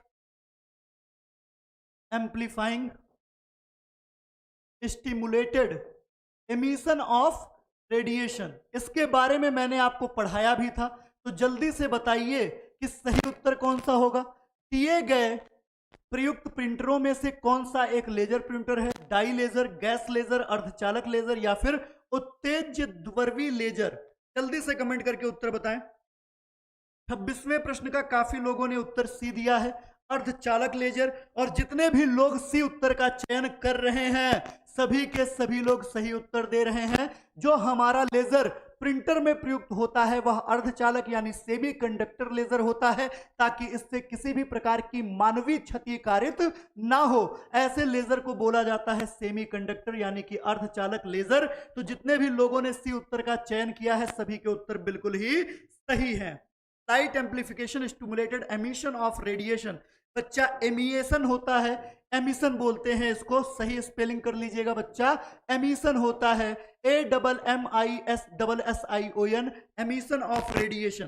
चलिए, बहुत ही अच्छा रिस्पांस सभी का। अगला प्रश्न बताइए बच्चा, पहला कंप्यूटर किसके द्वारा बनाया गया था? और इसमें तो एक बच्चा भी गलत नहीं करेगा, क्योंकि इसे चिल्ला चिल्ला के बताया गया है। विश्व में सबसे पहला कंप्यूटर 2400 ईसा पूर्व में बना, जिसे आपने अबैकस नाम दिया था, लेकिन इसके निर्माणकर्ता की जानकारी हमें आज तक नहीं है। तो आधुनिक कंप्यूटर के जनक के रूप में या कंप्यूटर के जनक के रूप में हम जिसे जानते हैं, उसके द्वारा ही पहले कंप्यूटर का निर्माण मानते हैं। तो जल्दी से बताइए 27वें प्रश्न का सही उत्तर कौन सा हो जाएगा? काफी लोगों ने 27वें प्रश्न का 80 उत्तर दिया है। अखिलेश कुमार पाल जी, अंशिका यादव जी, प्रदीप जी, आरती जोशी जी, क्या बात है, जूली कुमारी जी, संध्या प्रजापति जी, राहुल रोशन जी, किरण यादव जी, जानकी मौर्य जी, सबका मालिक एक जी, सपना कुमारी जी, रश्मि रानी जी, ज्योति जिज्ञांसु जी, सबके सब लोग सी उत्तर दे रहे हैं, जो कि बिल्कुल सही उत्तर है। चार्ल्स बेबेज, इनके द्वारा ही सबसे पहला कंप्यूटर बनाया गया। और सबसे पहला कंप्यूटर कौन सा बना? तो आप कहते हैं सर बना डिफरेंस इंजन। सबसे पहला कंप्यूटर जो चार्ल्स बेबेज ने बनाया उसे बोला गया डिफरेंस इंजन, जिसमें वैक्यूम ट्यूब या वाल्व का प्रयोग किया गया। और इसी में आपने देखा विश्व की पहली प्रोग्रामर एडा अगस्टा को। पहला प्रोग्रामर विश्व का किसे कहा जाता है? एडा अगस्टा को, जिन्होंने डिफरेंस इंजन में प्रोग्रामिंग का कार्य किया हुआ था। तो सही उत्तर हो जाएगा ऑप्शन सी। चलिए बढ़ते हैं अगले प्रश्न की तरफ। अगले प्रश्न का उत्तर बताएं, आधुनिक कंप्यूटरों का लघु रूपकरण कब संभव हो पाया? जल्दी बताइए कि जो आधुनिक कंप्यूटर हम देख रहे हैं, आधुनिक कंप्यूटरों का छोटा रूप कब से हम संभव देख पा रहे हैं? ट्रांजिस्टर के प्रयोग के दौर से, या समाकलित परिपथ चिप के प्रयोग से, जिसे आप बोलते हैं माइक्रो प्रोसेसर, जिसे आप बोलते हैं बच्चा माइक्रो प्रोसेसर। जिसे समाकलित परिपथ चिप कहा जाता है हिंदी में, या फिर नैनो पदार्थ के आगमन से, या फिर अति संचालक के आगमन से? तो जल्दी से बताएं, 28वें प्रश्न का सही उत्तर हो जाएगा क्या? आधुनिक कंप्यूटरों का लघु रूपकरण कब से संभव हो पाया है? जल्दी से कमेंट करें, क्या बात है। सभी के सभी लोग बी उत्तर दे रहे हैं, तो बिल्कुल सही जवाब है बच्चा। वर्ष 1971 में जब इंटेल के कर्मचारी टेड हॉफ के द्वारा वर्ष 1971 में माइक्रो प्रोसेसर का निर्माण किया गया, तब से ही हम आधुनिक कंप्यूटरों के छोटे छोटे प्रारूप लैपटॉप के रूप में, टैबलेट के रूप में, मोबाइल फोन के रूप में, स्मार्टफोन के रूप में और नैनो कंप्यूटर्स के रूप में देख पा रहे हैं। तो सही उत्तर हो जाएगा ऑप्शन बी। बहुत ही जबरदस्त जवाब। अगला प्रश्न जल्दी से बताएं, किसी आंकड़ा संचय में रिकार्डो का वृक्षाकार संचय क्या कहलाता है? यानी कि ढेर सारे आंकड़ों को एक वृक्ष के आकार में समाकलित कर दिया जाए, यानी कि एक अलमारी लिया जाए, यहां पर कुछ डाटा रख दिया जाए, यहां पर कुछ डाटा रख दिया जाए, यहां पर कुछ डाटा, यहां पर कुछ डाटा, यहां पर कुछ डाटा। डाटा का यह इस प्रकार का संचय क्या कहलाता है? जालक्रम मॉडल, श्रेणीबद्ध मॉडल, संबंधात्मक मॉडल या बहुआयामी मॉडल? जल्दी से कमेंट करके बताइए। ये कॉमन सेंस पे आधारित छोटा सा प्रश्न है, जिससे आपको एग्जाम में प्रश्न दिखाई देते हैं। जल्दी से 29वें प्रश्न का उत्तर दीजिए। उत्तर बी आना आ गया है, श्रेणीबद्ध मॉडल, यानी कि हम इसे श्रेणी के अनुसार एकदम संभाल कर रखते हैं। काफी लोगों ने बी उत्तर दिया है, काफी लोग ए उत्तर दे रहे हैं, कुछ लोग कह रहे हैं सर जालक्रम मॉडल। बच्चा, क्या यह आपको एक जाल के रूप में प्रतीत हो रहा है? क्या यह आपको एक जाल दिखाई दे रहा है? जल्दी से बताइए, क्या आपको यह एक जाल दिखाई दे रहा है? तो आप कहेंगे हम इसे ए नाम दे सकते हैं, इसे बी, इसे सी, इसे डी, इसे ई, इसे एफ, जी, एच और आई के नाम दे सकते हैं। तो ए के बाद बी किस क्रम में आता है? श्रेणी क्रम में आता है। तो इस प्रकार से जो कंप्यूटर में डाटा का संग्रह होता है वो कहलाता है बच्चा श्रेणीबद्ध मॉडल। तो जितने भी लोग बी उत्तर दे रहे हैं सभी का उत्तर 100% सही है, क्योंकि इस प्रकार के संचय में हम चीजों को एक स्थान पर संग्रहित करके उसे एक चिन्ह दे सकते हैं और क्रमानुसार उसे हम चिन्हों के रूप में परिवर्तित करते रह सकते हैं। तो बिल्कुल सही जवाब है। जितने भी लोगों ने बी उत्तर चुना है, अखिलेश कुमार जी ने डी उत्तर दिया था, बहुआयामी। बिल्कुल गलत जवाब है बच्चा, सही उत्तर है ऑप्शन बी। चलिए 30वां प्रश्न आज के सेशन का आपके सामने है, जल्दी से उत्तर दीजिए 30वें प्रश्न का। बहुत ही आसान प्रश्न है। निम्न में से कौन कंप्यूटर आंकड़ों की त्रुटियों को प्रदर्शित करता है? यानी कि कंप्यूटर में होने वाली किसी भी प्रकार की त्रुटि को किसके द्वारा प्रदर्शित किया जाता है? चिप के द्वारा, बाइट के द्वारा, बग के द्वारा या फिर बिट के द्वारा? जल्दी से कमेंट करके बताएं सही उत्तर कौन सा हो जाएगा बच्चों। जल्दी से 30वें प्रश्न का उत्तर कमेंट करिए। सभी के लिए तालियां विश्वास जी की तरफ से, बहुत ही अच्छी बात। 30वें का उत्तर आया है सी, सबका मालिक एक। बच्चा, सबका मालिक एक ये सब जान चुके हैं। मैंने इतनी बार आपका नाम ले लिया कि मुझे भी लग रहा है कि अब सबका मालिक एक ही है। तो एक बार बच्चा आप अपना नाम कमेंट कर दीजिए, क्योंकि इतना बड़ा नाम लेकर मैं भगवान को साक्षात अभिषेक एकेडमी नहीं बुलाना चाह रहा हूं। तो एक बार आप अपना नाम जरूर कमेंट कर दें। क्या बात है। बाकी सभी लोगों ने बी सी उत्तर दिया है, बग का चयन कर रहे हैं, तो बिल्कुल सही उत्तर है। कंप्यूटर में किसी भी त्रुटि को कौन दर्शाता है? तो ये दर्शाता है बग, यानी कि ऑप्शन सी। बिल्कुल सभी के जवाब एकदम ही सही है बच्चा, सी इज करेक्ट ऑप्शन। सभी के द्वारा सी उत्तर का चयन किया गया है और सभी ने धुआंधार तरीके से उत्तर दिया भी है। बहुत ही अच्छा रिस्पॉन्स। चलिए अगला प्रश्न, निम्न में से कौन सी एक यंत्र सामग्री नहीं है? तो जल्दी से बताइए कि इन 4 ऑप्शनों में से कौन सा एक मैकेनिकल रूप में नहीं है, यानी कि कौन सा एक प्रारूप यंत्र नहीं है जिसमें इलेक्ट्रॉनिक सिग्नल नहीं जाते हैं? वह कौन सा यंत्र है? जल्दी बताएं। प्रिंटर, क्या इसमें इलेक्ट्रॉनिक चीजें नहीं घटित होती हैं? कीबोर्ड, क्या यह इलेक्ट्रॉनिक रूप से कार्य नहीं करती? माउस, क्या यह इलेक्ट्रॉनिक रूप से कार्य नहीं करती? या प्रचालन यंत्र जो सौर ऊर्जा को दिखाती है, जो सूर्य की ऊर्जा को प्रदर्शित करती है? तो जल्दी से बताइए इसमें कौन सी एक यंत्र की सामग्री नहीं है? जल्दी से कमेंट करिए बच्चा, इस प्रश्न का सही उत्तर कौन सा हो जाएगा।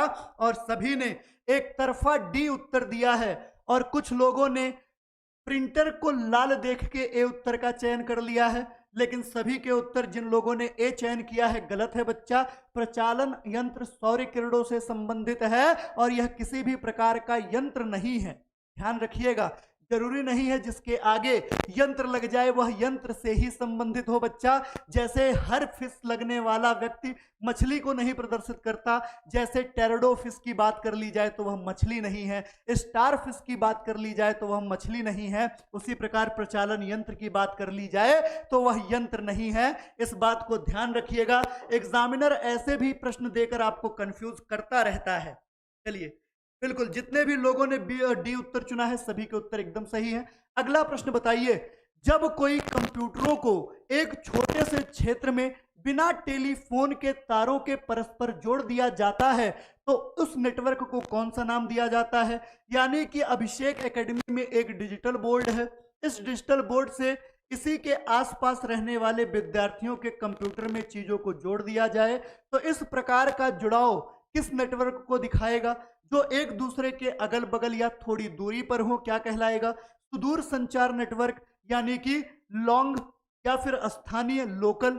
ये एरिया नेटवर्क की बात की जा रही है बच्चा, एरिया नेटवर्क की बात की जा रही है। जल्दी बताएं, सुदूर संचार नेटवर्क, स्थानीय क्षेत्र नेटवर्क, विस्तृत क्षेत्र नेटवर्क या फिर मूल्य योजना नेटवर्क? जल्दी से कमेंट करके बताएं 32वें प्रश्न का सही उत्तर। क्या बात है, प्रश्न भी पूरा नहीं होता और सबके उत्तर सामने आ जाते हैं।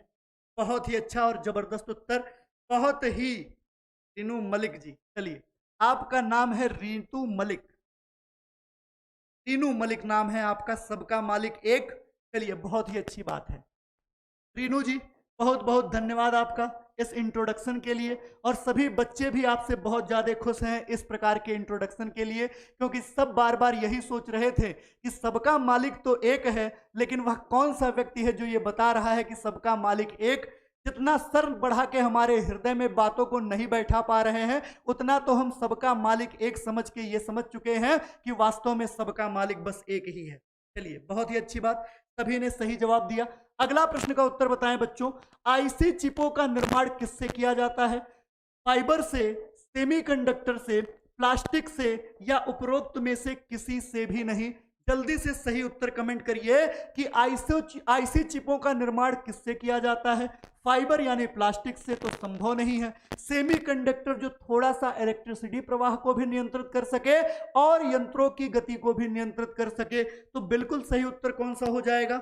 मुझे पता था इस प्रश्न का उत्तर कोई भी गलत नहीं करने वाला है और सभी लोगों ने बी उत्तर का चयन किया है, तो बिल्कुल सही जवाब है। आईसी चिपों का निर्माण सेमीकंडक्टर से किया जाता है और इन चिपों में सिलिकॉन ही सेमीकंडक्टर की भूमिका में हमें दिखाई देता है, तो सही उत्तर हो जाएगा ऑप्शन बी। 34वां प्रश्न आपके सामने है, जल्दी से कमेंट करिए। मात्र 16 प्रश्न रह गए हैं और उसके बाद मुकेश सर की क्लास आपके सामने होगी। जल्दी से बताइए, आजकल सबसे अधिक प्रयोग होने वाली निवेश युक्ति कौन सी है? यानी कि वर्तमान समय में कंप्यूटरों में सबसे अधिक रूप में किस इनपुट डिवाइस का प्रयोग किया जाता है? ट्रैक बॉल का, स्कैनर का, माउस का या इनमें से कोई नहीं? तो मेरे ख्याल से आप लोग भी कंप्यूटर प्रयोग करते हैं। कंप्यूटर किसके निर्देश के बिना कार्य नहीं कर सकता है? जल्दी से कमेंट करके बताएं। क्या बात है, बहुत ही जबरदस्त। रीनू जी ने उत्तर दिया है 34वें का माउस, बहुत ही अच्छा जवाब है। सभी के सभी लोग, रश्मि रानी जी ने बस बी उत्तर दिया है स्कैनर का, और सपना कुमारी जी ने भी स्कैनर दिया है उत्तर, विश्वास कुमार जी भी स्कैनर कह रहे हैं, काफी लोग ऑप्शन बी दे रहे हैं, लेकिन इसका सही उत्तर हो जाएगा बच्चा ऑप्शन सी। स्कैनर के बिना भी कंप्यूटर कार्य करता है, लेकिन अगर माउस से चीजों को स्क्रॉल ना किया जाए, व्यवस्थित ना किया जाए, तो माउस के बिना कंप्यूटर को हम संचालित भी नहीं कर पाते। तो सही उत्तर हो जाएगा वर्तमान समय में सबसे अधिक जो इस इनपुट डिवाइस का प्रयोग किया जाता है कंप्यूटर में, वह कौन है? वह है माउस। तो सही उत्तर हो जाएगा ऑप्शन सी। अगला प्रश्न आपके सामने, अगला प्रश्न बच्चा आप सभी के सामने आ चुका है, जल्दी से कमेंट करके बताएं। यहां पर देखिए थोड़ी सी कंप्यूटर महोदय ने जल्दबाजी में गलती कर दी, तो यहां पर हो जाएगा बच्चा पद एमबी। पद एमबी का प्रयोग किसके लिए किया जाता है? आप सभी जानते हैं डाटा संग्रहण की ही इकाई है एमबी, और इसका पूर्ण रूप क्या है? मैग्नेटिक बिट्स, मेगाबाइट, मेगाबिट या फिर इनमें से कोई नहीं? तो जल्दी से कमेंट करके बताएं कि एमबी का पूर्ण रूप कौन सा है बच्चा। चलिए, स्क्रॉल मोस्ट वांटेड, बिल्कुल बिल्कुल अभिलाषा जी, स्क्रॉल ही मोस्ट वांटेड है, क्योंकि उसके बिना तो हम कंप्यूटर को निर्देशित ही नहीं कर पाएंगे। बहुत ही अच्छा रिस्पॉन्स। चलिए, रीनू जी ने 35वें का बी उत्तर दिया है मेगाबाइट्स। जानकी जी ने भी उत्तर दिया है, प्रियंका यादव जी, और लगभग सभी लोग अब बी उत्तर दे रहे हैं। तो बिल्कुल इस बार बहुमत की सरकार अभिषेक एकेडमी में बनती हुई। मेगाबाइट्स यम्बी का पूर्ण रूप है, बिल्कुल सही जवाब है। यम्बी का पूर्ण रूप होता है मेगाबाइट। और आप जानते हैं एक मेगाबाइट में कितने बाइट्स होते हैं? एक मेगाबाइट में होते हैं 1024 किलोबाइट, यानी कि आप कहते हैं 2 पे घाते 10 बाइट। यहीं से प्रक्रिया शुरू होती है। एमबी के बाद जीबी आता है, जीबी के बाद टेरा आता है, फिर पेटा आता है। इसका एक चार्ट मैं बहुत ही जल्द आपके सामने लेकर उपस्थित हो जाऊंगा, परेशान बिल्कुल भी मत होइएगा। अगला प्रश्न आपके सामने है, अगला प्रश्न आपके सामने आ चुका है, जल्दी से बताएं। मूल निवेश निर्गम प्रणाली कंप्यूटर में विद्यमान रहती है। मूल निवेश निर्गम प्रणाली में अगर आपको ये शब्द देख रहा हो या अगर ये शब्द आपने सुना ना हो, तो मैं आपको एक शब्द याद दिलाने जा रहा हूं। आपने BIOS का नाम सुना है, बेसिक इनपुट आउटपुट सिस्टम का नाम सुना है। इसी को बोला जाता है हिंदी में मूल निवेश निर्गम प्रणाली। अब जल्दी से बताइए कि मूल निर्गम निवेश प्रणाली कंप्यूटर में कहां पर स्थित होती है? हार्ड डिस्क में, यादृच्छिक अधिगम स्मृति में, केवल माउस स्मृति में, या फिर इनमें से कोई नहीं। यानी कि जो हमारा बायोस है, यानी कि बेसिक इनपुट आउटपुट सिस्टम, ये किसके लिए प्रयोग होता है? तो आप जानते हैं वह सिस्टम है जिसके बाद किसी भी चीजों के ऊपर लिखा नहीं जा सकता है। यानी कि बायोस हमारा कहां पर प्रयोग होता है? तो आप कहेंगे सर बायोस हमारा सेकेंडरी मेमोरी में प्रयोग होता है।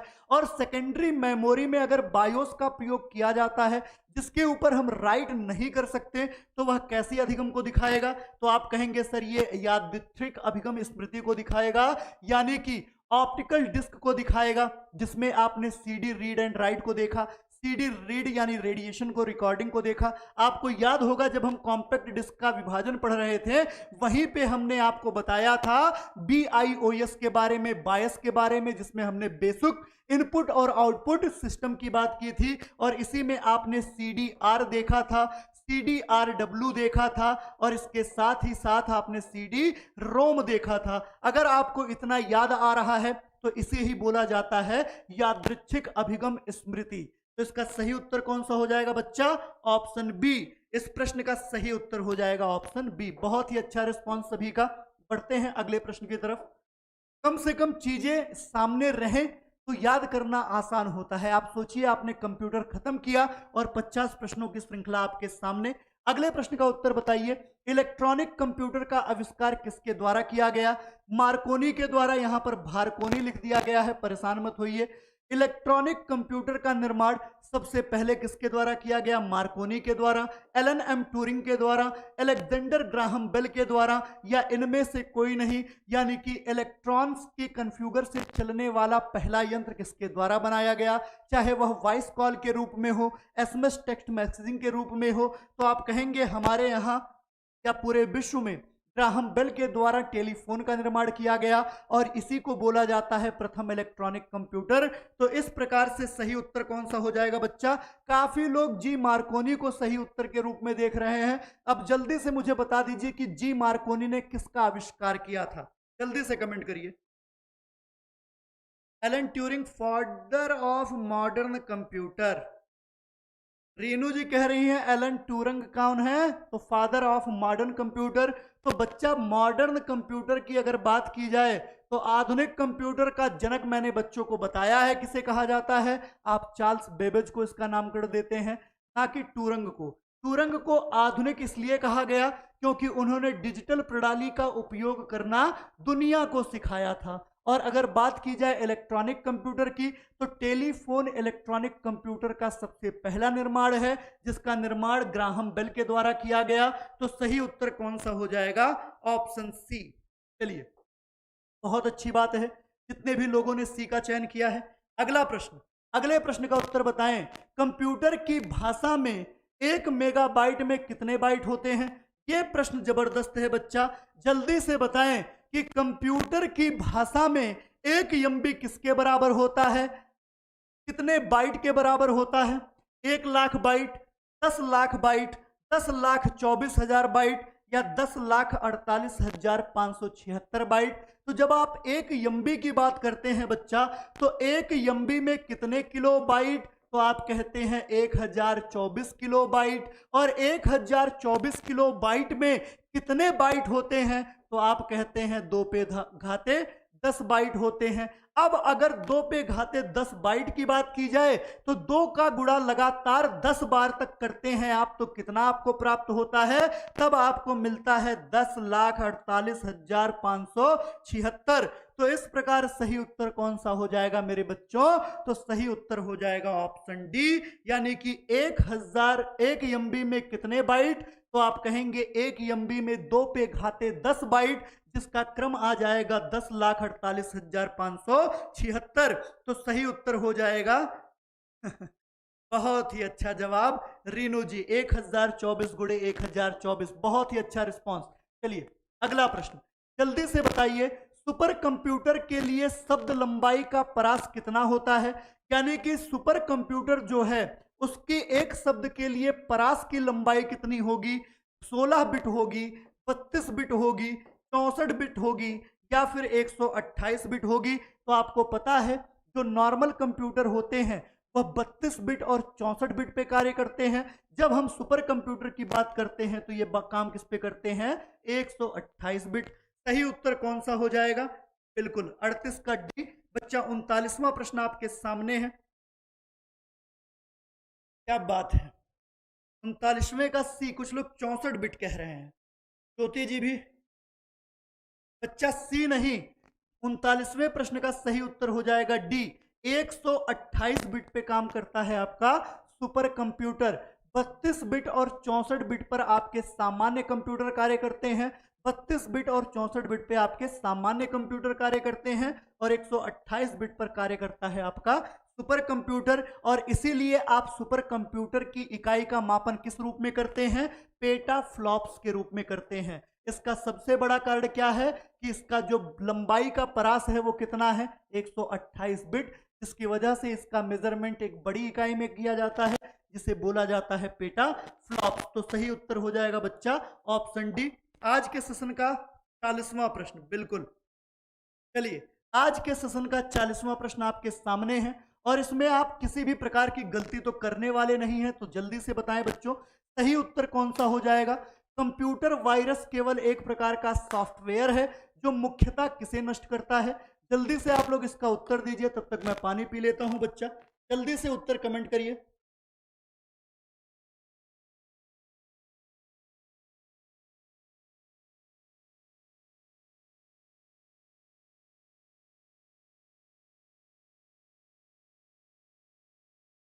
चलिए जल्दी से उत्तर बताइए कि कंप्यूटर वायरस एक प्रकार का सॉफ्टवेयर है जो किसे नष्ट करेगा? तो कंप्यूटर का वायरस कंप्यूटर में संग्रहित किए गए प्रोग्रामों को नष्ट करेगा। तो सही उत्तर 40वें का कौन सा हो जाएगा? क्या बात है, सभी के द्वारा एकदम सही उत्तर दिया गया है ऑप्शन सी। इस प्रश्न का सही उत्तर हो जाएगा बच्चों ऑप्शन सी। सभी ने जबरदस्त और धुआंधार तरीके से उत्तर दिया है। और 41वां प्रश्न आपके सामने है, जल्दी से कमेंट करिए, निम्नलिखित में से उस यंत्र का नाम बताइए जो कंप्यूटर को टेलीफोन लाइन से जोड़ता है, यानी कि उसे इंटरनेट कनेक्टिविटी प्रदान करेगा और उसके साथ ही साथ उसे बातचीत करने की सुलभता भी उपलब्ध कराएगा। तो वह कौन सा यंत्र है बच्चा? स्कैनर है, मॉडेम है, सीडी रोम है, या फिर प्रिंटर है? प्रोग्रामों का मेरा सही है संध्या प्रजापति जी, बिल्कुल आपका सही है। और क्यों नहीं सही होगा जब आप क्लास कर रही हैं अभिषेक एकेडमी पर, और अगर इतना भी पढ़ने पर सेलेक्ट ना सही हो तो फिर बेकार है पढ़ना लिखना। जल्दी बताएं, क्या बात है, सभी लोग बी उत्तर दे रहे हैं, और जितने भी लोगों ने बी उत्तर का चयन किया है बच्चा, बिल्कुल सही उत्तर है। मॉडेम ही वह युक्ति है, वह यंत्र है जो कंप्यूटर को टेलीफोन लाइनों से जोड़ता है। बहुत ही जबरदस्त। चलिए अगला प्रश्न, जल्दी से अगले प्रश्न का उत्तर बताएं बच्चों। कंप्यूटर सिस्टम के किस भाग को भौतिक रूप से स्पर्श किया जा सकता है? यानी कि कंप्यूटर का वह भाग जिसे हम छू सकते हैं, जिसे हम स्पर्श कर सकते हैं, और जिसके लिए हम गाना गा सकते हैं, छुआ जो तूने तो दिल ने मारी पता नहीं क्या गोली। तो जल्दी से बताइए कंप्यूटर का वह भाग जिसे हम छू सकते हैं उसे क्या कहते हैं? उसे डाटा कहा जाता है, उसे ऑपरेटिंग सिस्टम कहा जाता है, हार्डवेयर कहा जाता है अथवा सॉफ्टवेयर कहा जाता है? जल्दी से 42वें प्रश्न का उत्तर दीजिए। क्या बात है, रीनू जी ने सी उत्तर चुना है, विश्वास जी ने सी, प्रदीप जी ने सी, प्रियंका यादव जी ने सी, कृतिका गुप्ता जी ने सी और इसके साथ ही साथ रितिका वर्मा जी भी सी उत्तर दे रही हैं, वंदना यादव जी, विमल कुमार बौद्ध जी, स्मिता कुमारी जी, अखिलेश कुमार पाल जी, रीनू जी, अभिलाषा जी, सब के सब लोग सी उत्तर दे रहे हैं। बिल्कुल सही जवाब है बच्चा ऑप्शन सी, जिसे हम छू सकते हैं वही हमारा हार्डवेयर कहलाएगा। चलिए इसी के साथ बढ़ते हैं अगले प्रश्न की तरफ। अगले प्रश्न का उत्तर बताइए, डॉट मैट्रिक्स किसका एक प्रकार है? यानी कि कंप्यूटर की शब्दावली में डॉट मैट्रिक्स एक आउटपुट डिवाइस के रूप में कार्य करता है और यह आउटपुट डिवाइस किसके रूप में दिखाई देगा आपको? टेप के रूप में, डिस्क के रूप में, प्रिंटर के रूप में? बस नहीं है, बग है। यहाँ पर थोड़ी सी टाइपिंग में गलती हुई है, ये बस नहीं है बच्चा, ये है बग। तो जल्दी से बताइए कि कंप्यूटर में डॉट मैट्रिक्स किस प्रकार का है? जल्दी से बताइए किसका एक प्रकार है डॉट मैट्रिक्स? टेप का, डिस्क का, प्रिंटर का या फिर बग का? काफी लोगों ने 43वें का सी उत्तर दिया है, बिल्कुल सही जवाब है। मैंने आपको हिंट भी दिया था, यह एक प्रकार का आउटपुट डिवाइस है, तो बिल्कुल सही बात है। जब भी आप डॉट मैट्रिक्स की बात करेंगे तो यह हमेशा आपको एक आउटपुट डिवाइस की तरफ संकेत करता है और इसमें आउटपुट डिवाइस कौन सा है? तो आप कहेंगे प्रिंटर। बिल्कुल सही रिस्पॉन्स। 44वां प्रश्न आपके सामने है, जल्दी से बताएं, माइक्रोसॉफ्ट कॉरपोरेशन का संबंध किस उद्योग से है? यानी कि माइक्रोसॉफ्ट जो आपका कंपनी है, जो कॉरपोरेशन है, वह किस चीज से संबंध रखता है? क्या वह कोल्ड ड्रिंक बनाता है, यानी कि वह थम्स अप, कोका कोला जैसी चीजें बनाता है, पेप्सी बनाता है, माउंटेन ड्यू बनाता है, स्प्राइट बनाता है? क्या इस प्रकार की चीजें बनाता है? अथवा उच्च गुणवत्ता के सूक्ष्मदर्शी यानी कि यह माइक्रोस्कोप बनाता है जिससे आप छोटे छोटे जीवाणुओं को देख सके? अथवा यह कंप्यूटर के सॉफ्टवेयर बनाता है या फिर कंप्यूटर के मदरबोर्ड बनाता है? जल्दी से बताइए कि माइक्रोसॉफ्ट कॉरपोरेशन किससे संबंधित है? काफी लोगों ने 44वें प्रश्न का सी उत्तर दिया है और जितने भी लोगों ने सी उत्तर का चयन किया है सभी के उत्तर बिल्कुल सही हैं। निस्संदेह अब ऐसा प्रतीत हो रहा है कि जितनी लंबी क्लास मैंने लगातार 8 दिनों तक कंप्यूटर पे लेक्चर लिया है और अब मुझे ऐसा प्रतीत हो रहा है कि कंप्यूटर पे मेरा क्लास लेना पूरी तरह से सफल हो रहा है। बहुत ही अच्छा रिस्पांस आप सभी का। 45वां प्रश्न का उत्तर बताइए, कौन सा पार्ट कंप्यूटर का ब्रेन है? तो ये भी बहुत ही 2 कौड़ी का प्रश्न है और इस सेशन में रिपीट किया हुआ प्रश्न है। जल्दी से बताइए, कंप्यूटर का ब्रेन, कंप्यूटर का दिमाग, कंप्यूटर का मस्तिष्क, कंप्यूटर का हृदय, उसका दिल कौन है? सीपीयू है, मॉनिटर है, रैम है या फिर रोम है? जल्दी से कमेंट करें बच्चों, जल्दी से कमेंट करके बताएं कि एक कंप्यूटर का ब्रेन किसे कहते हैं। क्या बात है, Mukesh ji, Hindi TGT PGT JRF. दूर है पर सर्वेश सर की याद आती है और सर्वेश सर जब लाइव क्लास लेते हैं तो हम फौजी इस सरहद पर क्लास लेते हैं। मुकेश जी, बिल्कुल आप सभी फौजी ही हैं जो अपने कार्यों में लिप्त हैं, अपने टाइम से क्लासेस को निर्धारित समय पर आकर जुड़ रहे हैं। वो भी किसी फौजी से कम नहीं है क्योंकि वह अपने अनुपालन को, अपने अनुशासन को प्रदर्शित कर रहे हैं। और अनुशासन कौन दिखाता है? तो हमारे देश में अनुशासन के लिए भारतीय सेना प्रचलित है और उसी प्रकार से अभिषेक एकेडमी के जो बच्चे हैं वह भी एक फौज की भांति 2 बजे लाइव आकर बैठ जाते हैं कि क्लासेस अब स्टार्ट होंगी। वैसे मुकेश जी, आपका बहुत बहुत आभार कि आपने हमें इस योग्य समझा, बहुत ही अच्छी बात है। तो सही उत्तर हो जाएगा बच्चा ऑप्शन ए। 45वें प्रश्न का सही उत्तर हो जाएगा ऑप्शन ए, सीपीयू। बहुत ही अच्छा रिस्पॉन्स सभी का। अगला प्रश्न बच्चा आपके सामने है, जल्दी से अगले प्रश्न का उत्तर बताएं, जल्दी से कमेंट करिए। रीना पटेल जी कह रही है वेरी नाइस क्लास सर जी, बहुत बहुत धन्यवाद आपका। अगला प्रश्न बताएं बच्चों, निम्न में से कौन सा सिस्टम कंपोनेंट कंप्यूटर का मस्तिष्क, देखिए दोबारा से रिपीट, प्रश्नों को किस तरह से तोड़ मरोड़ कर पूछा जा सकता है उसका भी प्रारूप आपके सामने रखा गया है।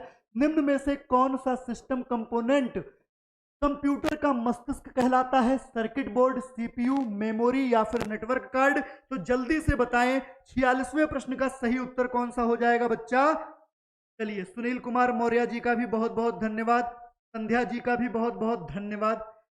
चलिए तो जल्दी से बताइए बच्चा 46वें प्रश्न का उत्तर कि निम्न में से कौन सा सिस्टम कंपोनेंट कंप्यूटर का मस्तिष्क कहलाता है। अभी हमने कंप्यूटर के दिमाग के बारे में बात की, अभी हमने कंप्यूटर के हृदय के बारे में बात की, तो सही उत्तर कौन सा हो जाएगा।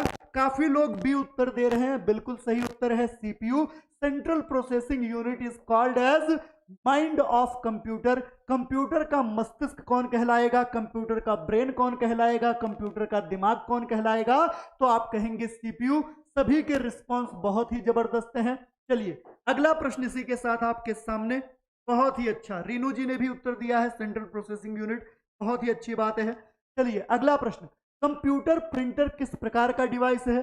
तो इसके बारे में तो पूरी लेक्चर ली जा चुकी है और आखिरी पड़ाव है, तो प्रश्न बहुत ही आसान है और इन प्रश्नों में गलतियां मत करिएगा बच्चों, क्योंकि मैं बार बार कहता हूं अंत भला तो सब भला। सफलता अगर आपको मिल रही है, किस प्रारूप से मिल रही है, किस मेहनत से मिल रही है, मायने ये नहीं रखता, मायने सफलता रखता है। अगर आप सफल हो गए तो अंत भला तो जग भला, यानी सब भला। चलिए, कंप्यूटर प्रिंटर किस प्रकार का डिवाइस है, इनपुट डिवाइस है, आउटपुट डिवाइस है, सॉफ्टवेयर है या स्टोरेज है। जल्दी से कमेंट करिए, क्या बात है, सभी लोगों ने एक तरफ से जवाब देना शुरू किया है और सबके उत्तर आ रहे हैं ऑप्शन बी कि हमारा कंप्यूटर प्रिंटर एक प्रकार का आउटपुट डिवाइस है। और बिल्कुल सही रिस्पांस है आप लोगों का, प्रिंटर हमारा एक आउटपुट डिवाइस है। 48वां प्रश्न, जल्दी से बताएं, कंप्यूटर में बिल्ट परमानेंट मेमोरी को क्या कहा जाता है, यानी कि वह नॉन वोलेटाइल मेमोरी कौन सी है जिसे कंप्यूटर में बिल्ड किया जाता है, जिसमें किसी भी प्रकार का परिवर्तन संभव नहीं है, वह मेमोरी कौन सी है। Random access memory, read only memory, central processing unit या फिर compact disc read only memory. जल्दी से कमेंट करके बताएं। और यहां पर 48वां प्रश्न आपके सामने है बच्चा, 48वें प्रश्न का उत्तर बताएं कि कंप्यूटर में बिल्ट परमानेंट मेमोरी कौन सी है या उसे क्या कहा जाता है। रैम है, रोम है या फिर सीपीयू अथवा सीडी रोम है। जल्दी से कमेंट करें। चलिए 48वें का डी ऑप्शन कुछ लोग दे रहे हैं और कुछ लोगों ने बी उत्तर का चयन किया है, जैसे संध्या प्रजापति जी डी दे रही हैं। बच्चा डी नहीं, इसका सही उत्तर हो जाता है ऑप्शन बी। और इसके बारे में तो पूरा चार्ट बनाया गया है जिसमें रोम के कुल 4 भागों के बारे में चर्चा की गई है। ई रोम, ईपी रोम और पी रोम के बारे में हमने बात किया हुआ है, जो कंप्यूटर में बिल्ट परमानेंट मेमोरी के रूप में जाने जाते हैं और इसीलिए हम इसे कंप्यूटर की मुख्य मेमोरी के रूप में भी जानते हैं बच्चा। तो सही उत्तर हो जाएगा 48वें का बी। 49वां प्रश्न आज के सेशन का, आज के सेशन के अंतिम पड़ाव पर 49वां प्रश्न आपके सामने है। जल्दी से बताएं, कंप्यूटर में उपयोग आने वाली आईसी चिप्स किससे बनी होती है। आलू वाले चिप्स की बात नहीं की जा रही है, इंटीग्रेटेड सर्किट चिप की बात की जा रही है। इसका निर्माण किससे किया जाता है, तांबे से, सिलिकॉन से, स्टील से या फिर प्लास्टिक से। जल्दी से 49वें प्रश्न का उत्तर बता दें मेरे बच्चों, जल्दी से कमेंट करके 49वें प्रश्न का उत्तर बता दें। जल्दी से कमेंट करिए कि कंप्यूटर के उपयोग में आने वाली आईसी चिप्स किससे बनी होती है। क्या बात है, सभी लोगों ने बी उत्तर का चयन किया है। बबीता यादव जी ने पूरा यूट्यूब बनाकर भेज दिया है और बहुत ही जबरदस्त धुआंधार और लाजवाब उत्तर हैं सभी के। बिल्कुल सिलिकॉन एक सेमीकंडक्टर के रूप में आईसी चिप में इंटीग्रेट किया जाता है और इसी से बनता है हमारा आईसी चिप। आज के सेशन का अंतिम प्रश्न आपके स्क्रीन पे है और इस प्रश्न का उत्तर एक तरफा आना चाहिए, इसमें गलती तो बिल्कुल नहीं होनी चाहिए बच्चा। आखिरी प्रश्न है, जल्दी बताएं, निम्नलिखित में से कौन सा हार्डवेयर नहीं है, यानी कि जिसे हम छू नहीं सकते, जिसे हम छू नहीं सकते वह कौन सा है। प्रोसेसर चिप, प्रिंटर, माउस या फिर जावा। जल्दी से बताइए कि दिए गए ऑप्शन में से कौन सा एक हार्डवेयर नहीं है, जल्दी बताएं। 50वें प्रश्न का अभी कोई उत्तर नहीं आया। प्रदीप जी ने 50वें प्रश्न का पहला उत्तर दिया है सी। प्रियंका यादव जी कह रही हैं बी। अरे बच्चा, निम्न में से कौन सा हार्डवेयर नहीं है, कौन सा है जिसे हम छू नहीं सकते, कंप्यूटर का वह भाग जिसको हम छू नहीं सकते। जूली कुमारी जी का पहला सही उत्तर आया है 5वां का डी। लॉरेंस दीक्षित जी ने जावा लैंग्वेज बोला है, बहुत ही अच्छी बात। विश्वास कुमार जी, प्रियंका यादव जी, जानकी मौर्य जी और उसके साथ रुचि पटेल जी, रिंकू मीना जी, जानकी मौर्य जी, रीनू जी ने सभी ने डी उत्तर का चयन किया है। बिल्कुल सही जवाब है। 50वें का सही उत्तर है ऑप्शन डी, क्योंकि भाषा को हम छू नहीं सकते, भाषा को हम बस बोल सकते हैं। जितनी भी चीजें मैं आपके सामने बोल रहा हूं, अगर मैं उसे छू पाता तो एक डिब्बे में बंद करके रख देता और बाद में उसे सुन लेता, लेकिन संभव नहीं है। मैं अगर इसे पकड़ पाता तो इसे पकड़ करके अपने ही घर में बंद कर देता और मौसम बदलने पर उसका एक अलग ही आनंद लेता, लेकिन संभव नहीं है। उसी प्रकार कंप्यूटर की एक भाषा है जावा, जिसे हम छू नहीं सकते। हम प्रोसेसर चिप को छू सकते हैं, हम प्रिंटर को छू सकते हैं, हम माउस को छू सकते हैं, लेकिन हम जावा को छू नहीं सकते। तो सही उत्तर हो जाएगा ऑप्शन डी। और इसी के साथ बच्चों आज के सेशन का 50 प्रश्न खत्म होता है। लेकिन आप ध्यान रखिएगा, ये प्रश्न तो कंप्यूटर के बेसिक फिनोमिना से हैं। मैंने पहला क्लास में छोटी छोटी बातों को इसलिए रखा ताकि आप बेसिक कंप्यूटर नॉलेज से भली भांति वाकिफ हो सके। तो एक प्रकार से आप कंप्यूटर से आने वाले छोटे छोटे प्रश्नों का 50 प्रश्न की श्रृंखला कंप्लीट कर लिए हैं। अभी तो मैंने आपके लिए 600 प्रश्नों की संग्रह रखी है। कंप्यूटर टॉपिक से 600 प्रश्न मैं आपको कराऊंगा और यूजीसी नेट में अगर कंप्यूटर और आईसीटी से एक भी प्रश्न बाहर गया तो आप कंप्लेन करिएगा, सर आपने पढ़ाया था और नहीं आया। बच्चा एक एक टॉपिक कवर करवा के जाऊंगा, बस इतना ही विश्वास रखिएगा। जिस तरह से आप लोग आज जुड़े रहें बहुत ही अच्छा लगा। कोशिश करिए कि अभिषेक एकेडमी के परिवार को थोड़ा विस्तारित करिए और ज्यादा से ज्यादा लोगों को जोड़कर इस संस्था का परिवार बनाएं, सदस्य बनाएं। और दोस्तों एक सूचना है आपके लिए कि अभिषेक एकेडमी अभी तक यूट्यूब पर आपके सामने लाइव क्लास लेकर आती थी, अब यह आपके लिए ऑफलाइन बैच की भी व्यवस्था कर दिया गया है। अब आप ऑफलाइन बैच में भी इनरोल हो सकते हैं। ऑफलाइन बैच मंगलवार यानी कि 4 अप्रैल की तिथि से प्रारंभ हो रहा है और मंगलवार के दिन से ये बैच शाम को 3 बजे से 5 बजे के बीच में संचालित किया जाएगा। इस प्रकार की किसी भी जानकारी के लिए, एडमिशन के किसी भी फिनोमिना के लिए आप 94 51 71 71 92 इस नंबर पर संपर्क कर सकते हैं। ऑफलाइन बैच मंगलवार से शुरू कर दिया जाएगा। यूजीसी नेट प्रथम प्रश्न पत्र के लिए ऑफलाइन बैच इलाहाबाद में प्रारंभ और इसके साथ ही साथ यूजीसी नेट के साथ यूपी टेट की ऑफलाइन कक्षाएं भी मंगलवार से ही प्रारंभ हो रही हैं। और जिनको भी सुपर टेट के लिए तैयारी करनी है तो सुपर टेट की भी कक्षाएं ऑफलाइन मोड में प्रारंभ की जा चुकी हैं। ये आपके लिए एक जानकारी थी जो मैं आपके सामने लेकर उपस्थित हुआ। तो चलिए बच्चा, आपको सेशन कैसा लगा एक बार आप लोग कमेंट सेक्शन में जाके कमेंट करके जरूर बताइएगा। तो वीडियो से अभी तक जुड़े रहने के लिए आप सभी का बहुत बहुत धन्यवाद। और इसी के साथ मैं सेशन को समाप्त करता हूं। जय हिंद, जय भारत, खुश रहिए, मस्त रहिए और पढ़ते रहिए।